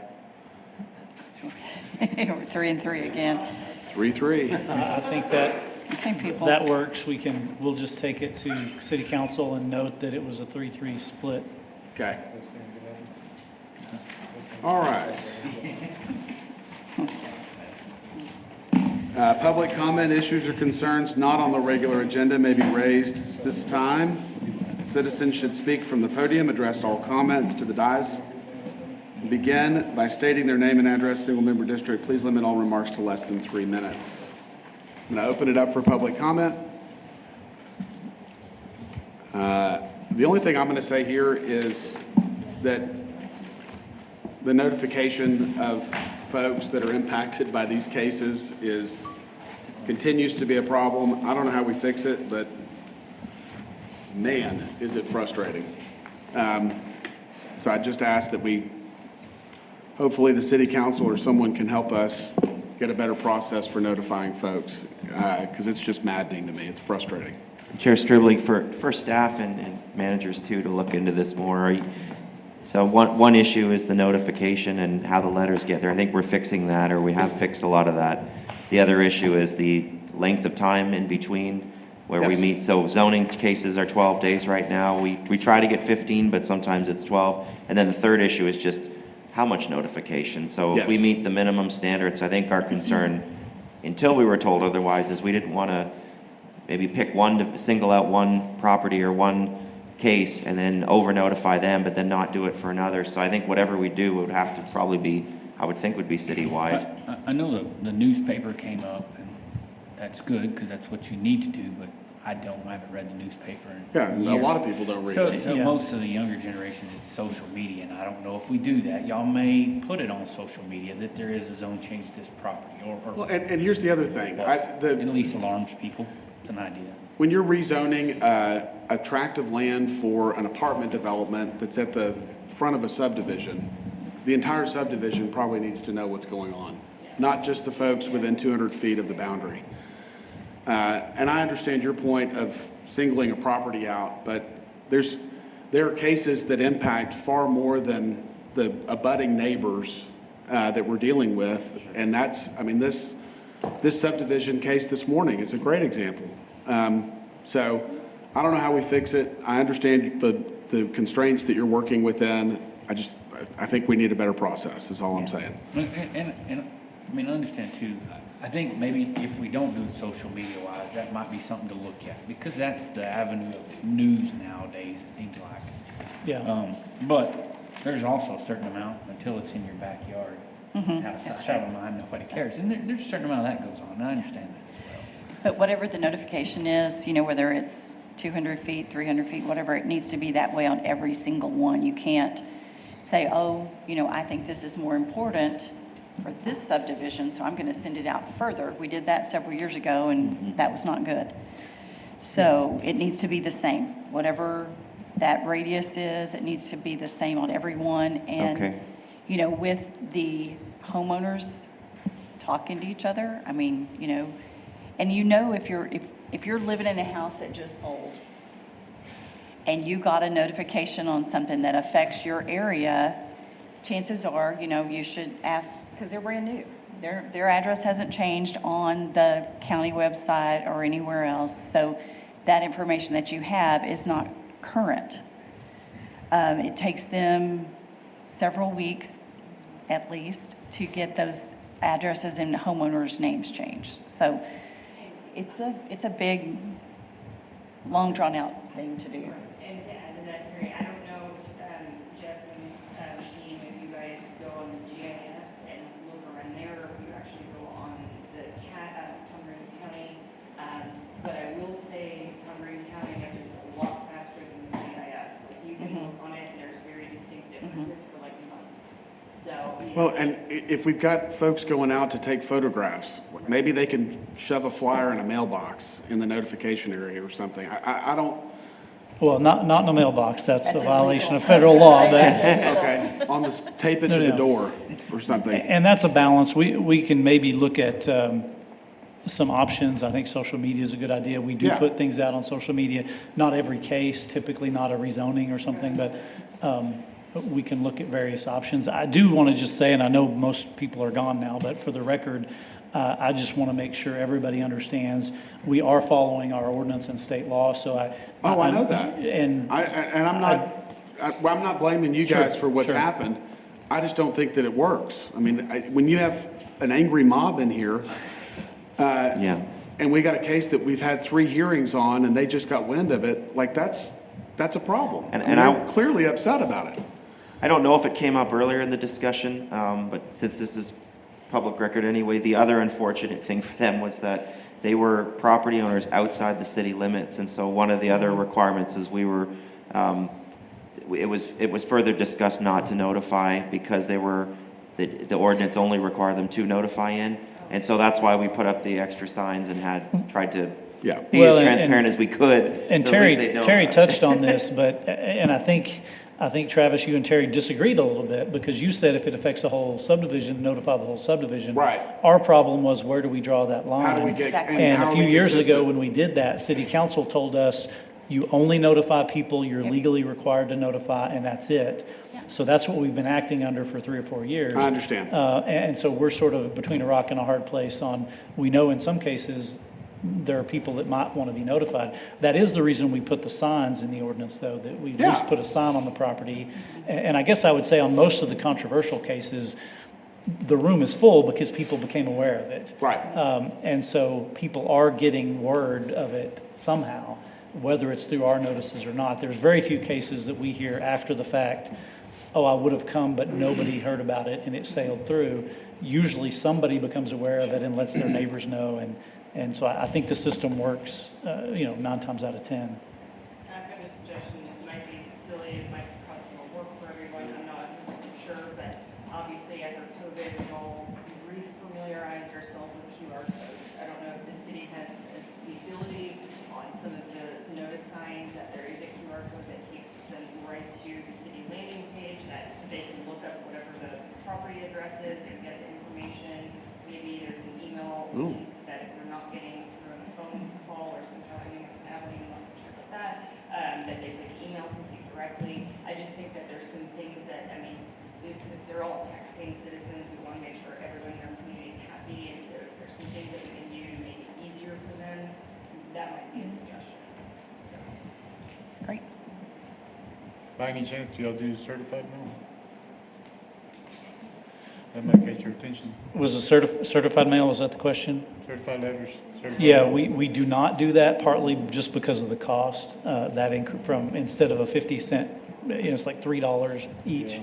And so like, we had one case today that was 119 notifications. Yeah. I mean, that increases exponentially the cost, and that's one of the reasons.